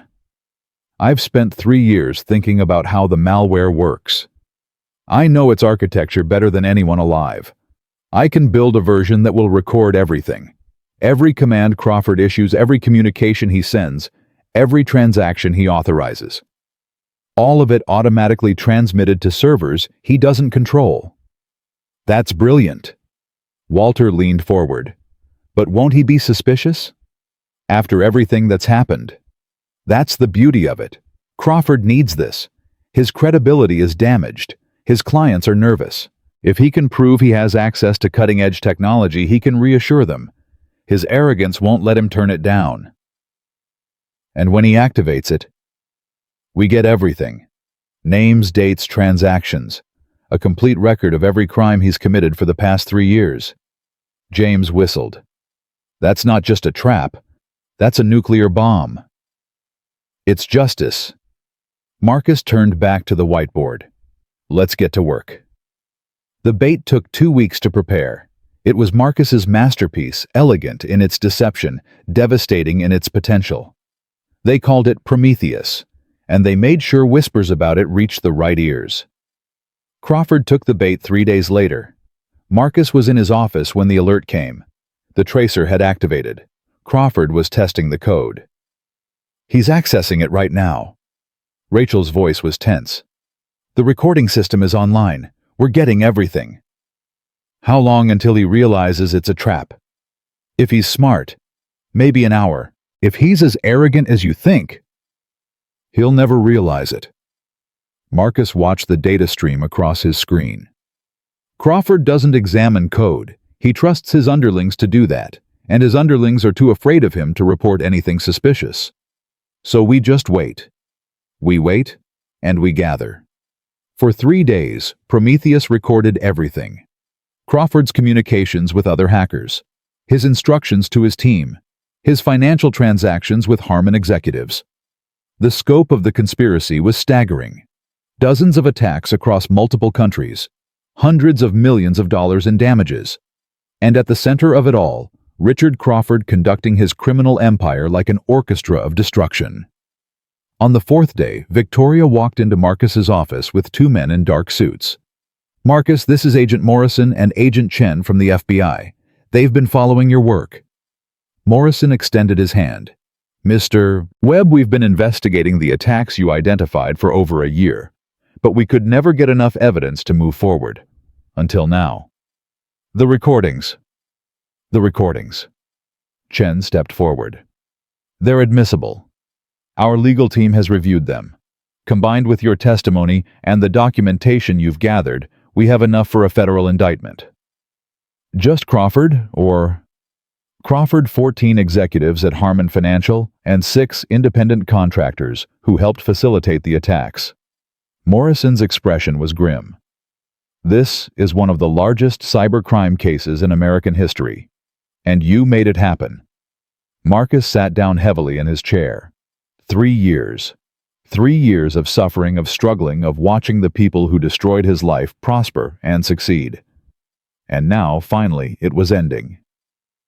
When do you arrest him? Tonight. We're coordinating with multiple agencies. Crawford and his co-conspirators will be in custody by morning. I want to be there. Morrison hesitated. Mr. Webb, that's not standard procedure. I don't care about procedure. Marcus stood. That man stole my work.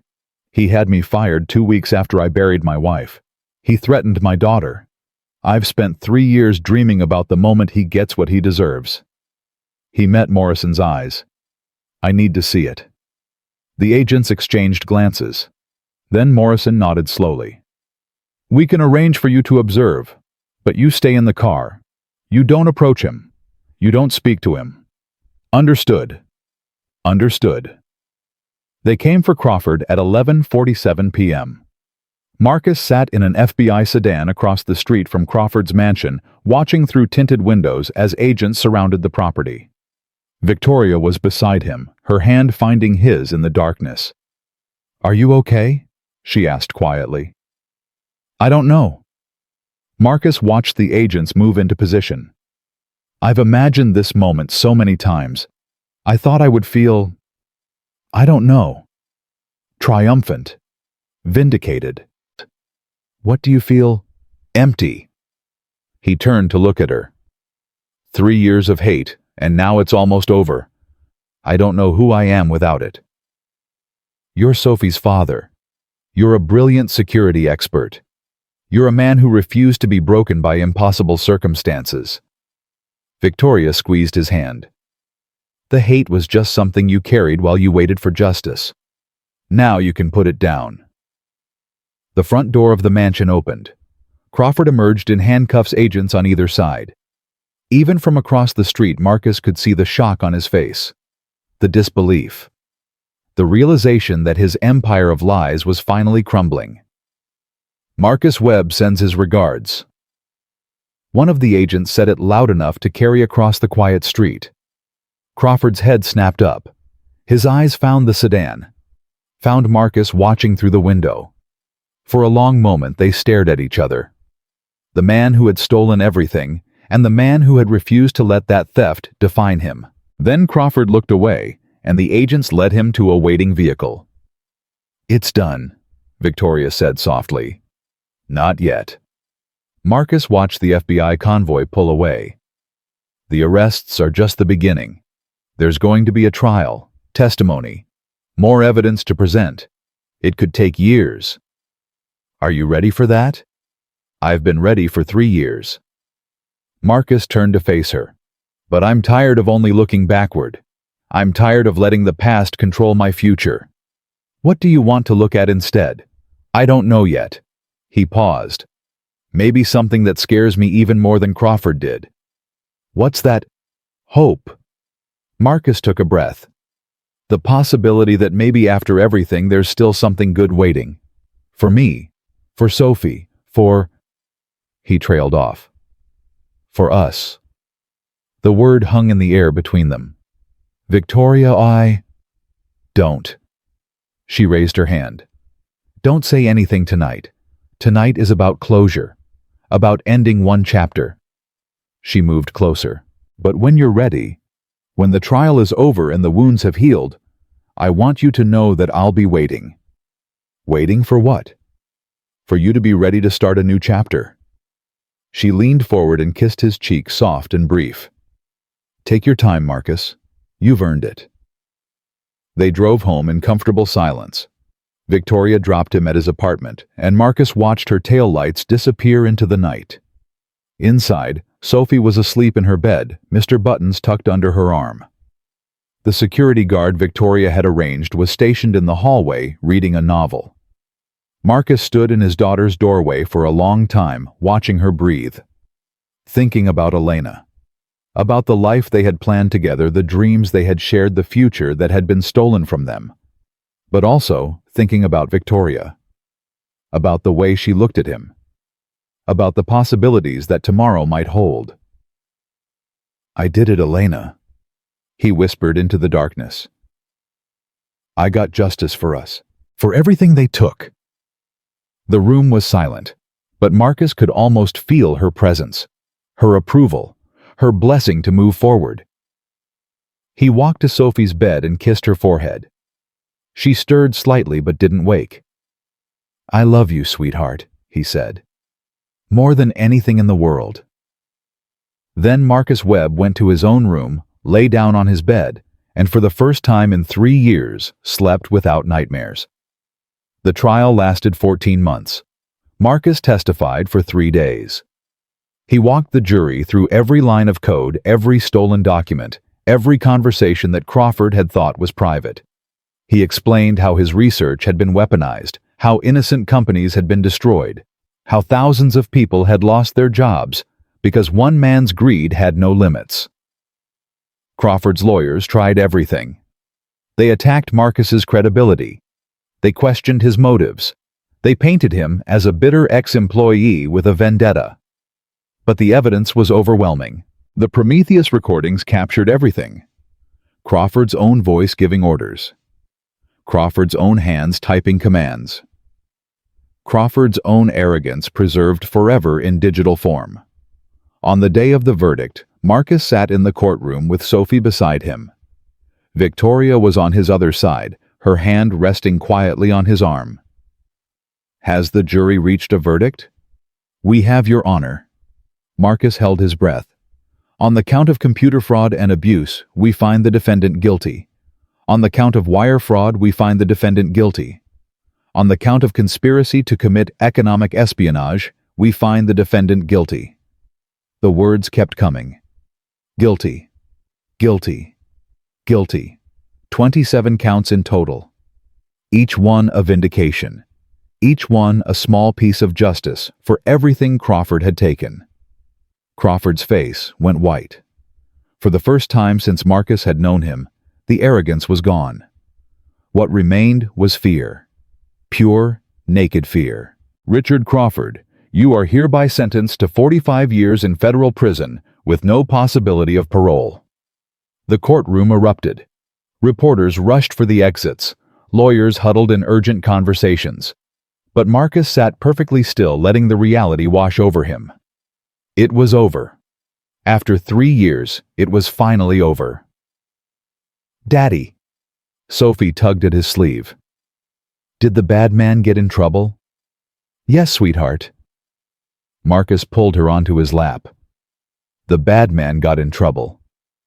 "Good." Sophie nodded with 8-year-old certainty. "He was mean to you. Mean people should get in trouble." "Sometimes they do."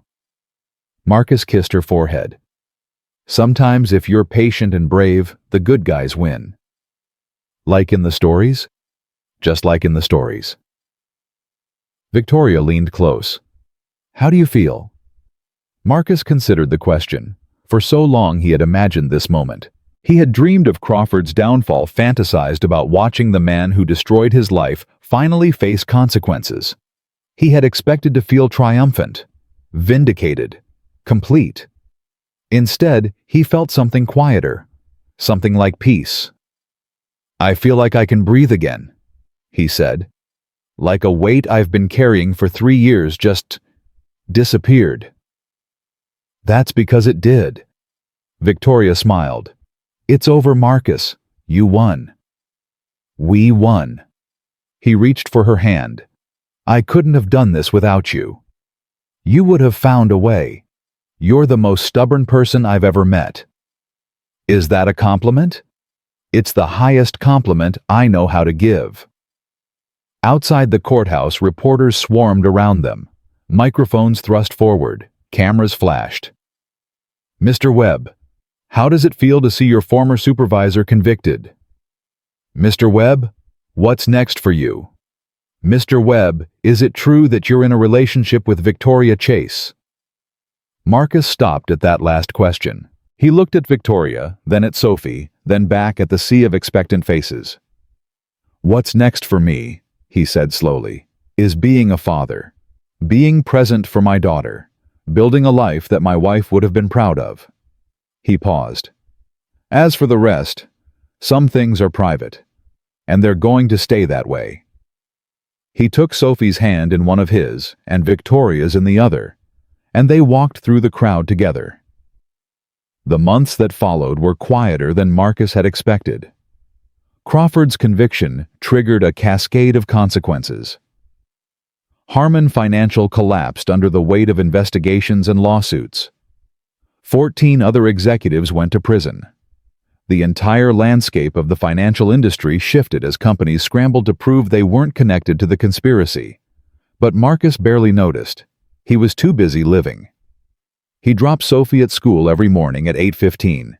He picked her up every afternoon at 3:30. He made dinner every night, even when he was exhausted, because sitting across the table from his daughter and hearing about her day was the most important thing in the world.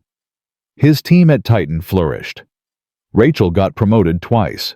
James earned certifications that opened doors he never thought possible. Walter became a mentor to young programmers, proving that experience and wisdom never went out of style. And Victoria, Victoria became something Marcus hadn't expected, something he had been afraid to hope for. It started slowly. Dinners after work that lasted longer than they should. Conversations that wandered from business to life, to dreams, to fears. Moments when their eyes met and neither wanted to look away. Sophie was the first to notice. "Daddy, do you like Miss Victoria?" They were eating breakfast. Marcus nearly choked on his coffee. "What do you mean, sweetheart? You smile different when she's around." Sophie took a bite of her cereal. "Like how you used to smile at Mommy." Marcus set down his cup. "Sophie, It's okay." Sophie's voice was matter-of-fact. "Mommy's in heaven. She can't smile at you anymore, but you should still have someone who makes you smile." "Where did you learn to be so wise?" "Mr. Buttons told me." She held up the worn teddy bear. "He says Mommy would want you to be happy." Marcus felt tears forming. He blinked them back. "Mr. Buttons is very smart." "I know. That's why I keep him around." That night, Marcus called Victoria. "Can you come over? There's something I need to talk to you about." She arrived 30 minutes later.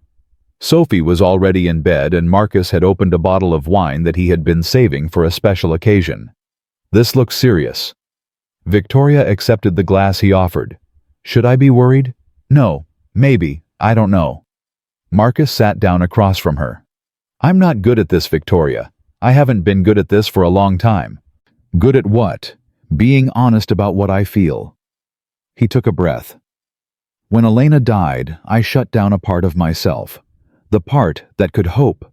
The part that could imagine a future beyond just surviving. I told myself that my only purpose was Sophie, that I didn't need anything else, that I didn't deserve anything else." "Marcus? Let me finish, please." He set down his wine. "Then you came into my life. You gave me a chance when no one else would. You stood by me when everything was falling apart. You believed in me when I had stopped believing in myself." Victoria was silent, her eyes never leaving his face. "I've been scared to admit this. Scared that if I said it out loud, something would go wrong. That I would lose you the way I lost Elena." Marcus's voice cracked. "But Sophie said something this morning. She said that I smile different when you're around, like I used to smile at her mother. Sophie said that... She also said that Elena would want me to be happy." Marcus leaned forward. "Victoria, I don't know what this is between us. I don't know where it's going. But I know that when I think about the future, you're in it. You and Sophie and something that looks a lot like a family." Victoria's eyes were shining. "Marcus, I've been waiting for you to say something like this for months." "You have. Of course I have." She laughed softly. "Why do you think I kept finding excuses to visit your department? Why do you think I arranged that childcare center in 3 days? Why do you think I've been at every school event, every birthday party, every little moment I could insert myself into? I thought you were just being supportive. I was being in love with you, you idiot." She set down her wine and moved to sit beside him. "I've been falling for you since the day you walked into my company with your daughter and your dignity and refused to let anyone break you." "Victoria, I know it's complicated. I know there's Elena and Sophie and the difference in our positions. I know there are 1,000 reasons why this might not work." She took his hands. "But I also know that I've never felt this way about anyone. And I'm willing to take the risk if you are." Marcus looked at her, at this woman who had given him back his hope, who had stood beside him through the darkest moments, who had become, without him even realizing it, the center of his new life. "I'm terrified," he admitted. "So am I. I might mess this up. We might mess it up together. Sophie has to come first, always. I wouldn't have it any other way." Victoria squeezed his hands. "Marcus, I'm not trying to replace Elena. I would never try to replace her. But I want to be part of whatever comes next. For you, for Sophie, for all of us." Marcus didn't respond with words. He leaned forward and kissed her gentle at first, then deeper.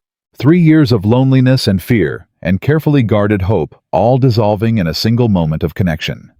When they finally pulled apart, both of them were crying. "I love you," Marcus said. "I didn't think I would ever say those words again. But I love you, Victoria Chase." "I love you too." She wiped her eyes, laughing. "God, look at us. 2 successful adults crying like teenagers." "I think we've earned it." They sat together on the couch, her head on his shoulder, his arm around her. Outside, the city hummed with life. Inside, something new was beginning. "What do we tell Sophie?" Victoria asked. "The truth. That Daddy found someone who makes him happy. That she's going to be part of our family if she wants to be." "What if she doesn't want me?" "Are you kidding?" Marcus smiled. "She's been asking when you're going to move in for the past 3 months." "She has not." "She has. She also wants to know if you'll let her paint your nails." Victoria laughed. "I think I can handle that." "Good, because she's very persistent." "I wonder where she gets that from." They sat in comfortable silence for a while. Then Victoria spoke again, her voice soft.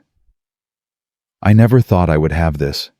After my father died, after everything that happened with the company, I thought I was meant to be alone. That love was something that happened to other people. I know the feeling. But you changed that. You and Sophie. You showed me that family isn't about blood or history. It's about choosing to show up, choosing to stay, choosing to fight for something bigger than yourself." Elena used to say something similar. Marcus's voice was gentle. "She said that love wasn't a feeling. It was a decision you made every day." "She sounds like she was an incredible woman." "She was. You would have liked her." "I think she would have liked me too." Victoria looked up at him. "I think she would have approved of this. Of us." "I know she would." 1 year later, Marcus stood at the altar of a small church, watching Victoria walk toward him. Sophie was the flower girl, scattering petals with more enthusiasm than precision. She wore a white dress and had insisted on carrying Mr. Buttons, despite everyone's gentle suggestions that teddy bears weren't traditional wedding accessories. The guests were an unusual mix. Titan executives sat beside Marcus's security team. Rachel, James, and Walter were in the front row. Henderson, who had become an unexpected friend, served as one of the groomsmen. Even Agent Morrison had accepted an invitation, sitting in the back with a rare smile on his face. But Marcus barely noticed any of them. His eyes were fixed on Victoria, radiant in her white dress, walking toward a future neither of them had dared to imagine. "Who gives this woman to be married?" "I do." Victoria's uncle stepped forward, on behalf of her father, who would have been proud to see this day. The ceremony was simple. Neither of them wanted elaborate vows or theatrical gestures. They had both learned that the most important things in life were the quiet ones, the daily choices, the small moments of connection. "Marcus, do you take Victoria to be your wife?" "I do." "Victoria, do you take Marcus to be your husband?" "I do." "By the power vested in me, I now pronounce you husband and wife. You may kiss the bride." Marcus pulled Victoria close and kissed her while the church erupted in applause. Sophie cheered the loudest, waving Mr. Buttons above her head like a victory flag. "We did it," Victoria whispered against his lips. "We did." Marcus pulled back, looking at her with wonder. "I can't believe we did." "Believe it." She took his hand. "This is real. This is ours." They walked down the aisle together, Sophie running ahead of them, petals flying in her wake. Outside, the sun was shining. The future stretched before them, uncertain, but full of possibility. At the reception, Sophie climbed onto Marcus's lap during the speeches. "Daddy?" "Yes, sweetheart." "Are we a real family now, you and me and Victoria?" Marcus looked at his daughter, at this brave, wise, beautiful child who had taught him more about courage than anyone else in his life. "We've always been a real family," he said. "We were a family when it was just you and me eating cereal and reading stories. We were a family when Mommy was still with us. And we're a family now with Victoria." He kissed her forehead. "Family isn't about who's related to you. It's about who shows up, who loves you, who never gives up on you. Like you never gave up on me? Like I'll never give up on you." Marcus held her tight. "No matter what happens, Sophie, no matter where life takes us, you will always, always be my priority. My reason. My everything." "I know, Daddy." Sophie snuggled closer. "Mr. Buttons knows too. He says you're the best daddy in the whole world." "Tell Mr. Buttons thank you." "He says you're welcome." Victoria joined them, sliding into the seat beside Marcus. Sophie immediately reached for her, and Victoria pulled the girl into a three-way hug. "What are we talking about?" Victoria asked. "Family," Marcus said, "and how lucky we are to have found each other." "I think luck had very little to do with it," Victoria smiled. "I think it was courage, and stubbornness, and a refusal to let the world break us. That too." They sat together as the reception continued around them. Music played, people danced, speeches were given, and toasts were raised. But for Marcus, the only thing that mattered was the two people beside him. His daughter, his wife, his family. 2 years after that, Marcus stood at the window of his home office, watching Sophie play in the backyard with her new baby brother. Thomas had been born 6 months ago, and Sophie had immediately declared herself his protector. She pushed his stroller on walks. She helped with feedings. She read him stories every night, using all the different voices she had learned from her father.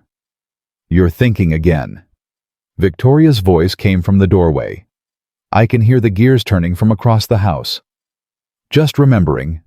Marcus turned to face her. 3 years ago, I walked into your company with $47 in my bank account and no hope. Now look at us."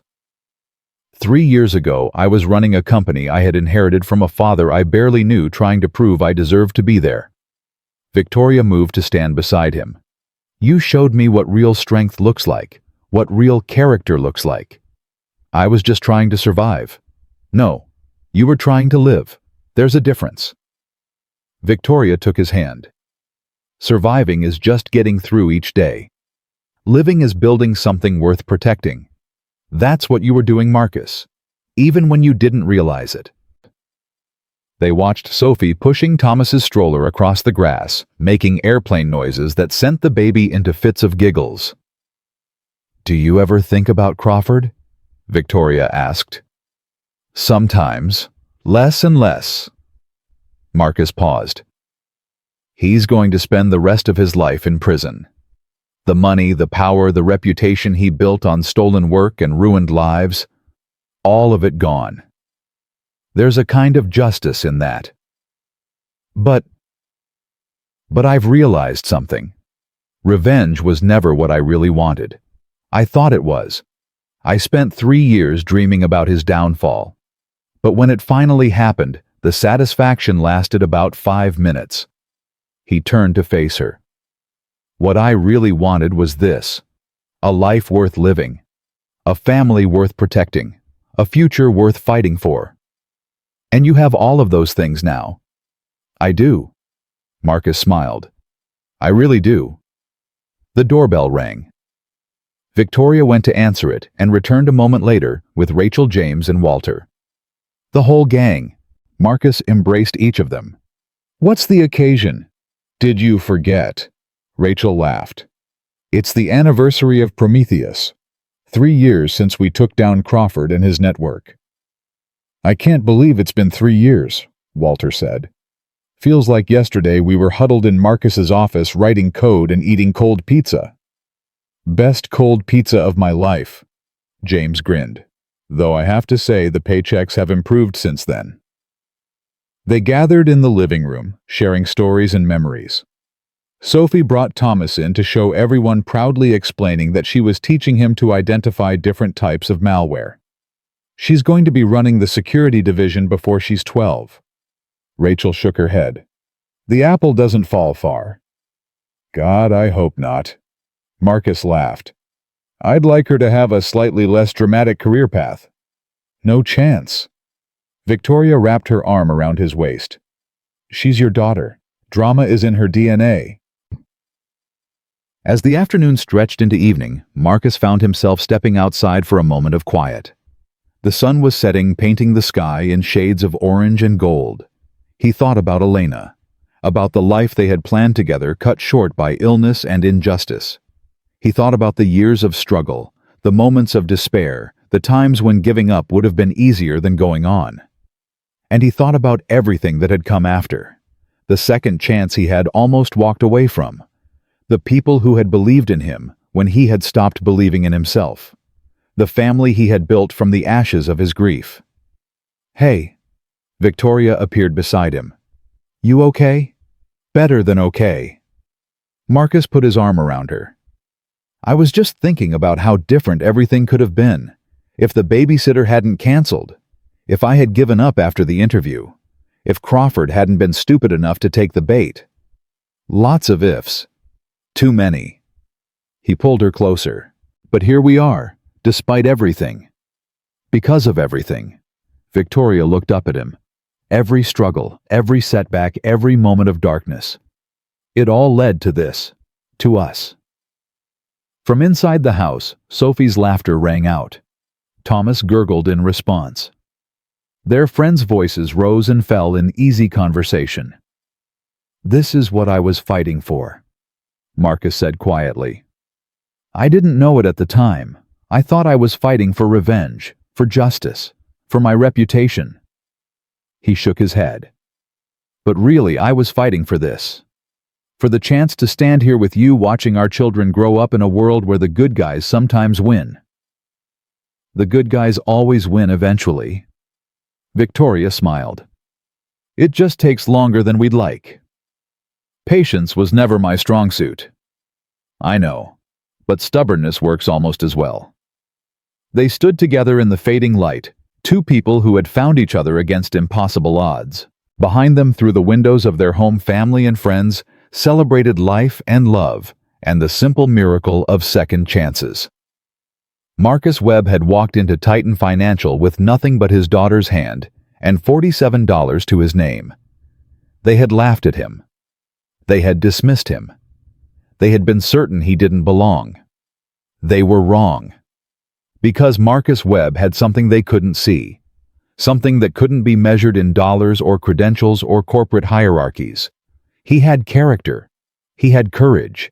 He had the unshakable belief that being a good father was more important than being a successful businessman. And in the end, that belief had saved him. It had saved his daughter.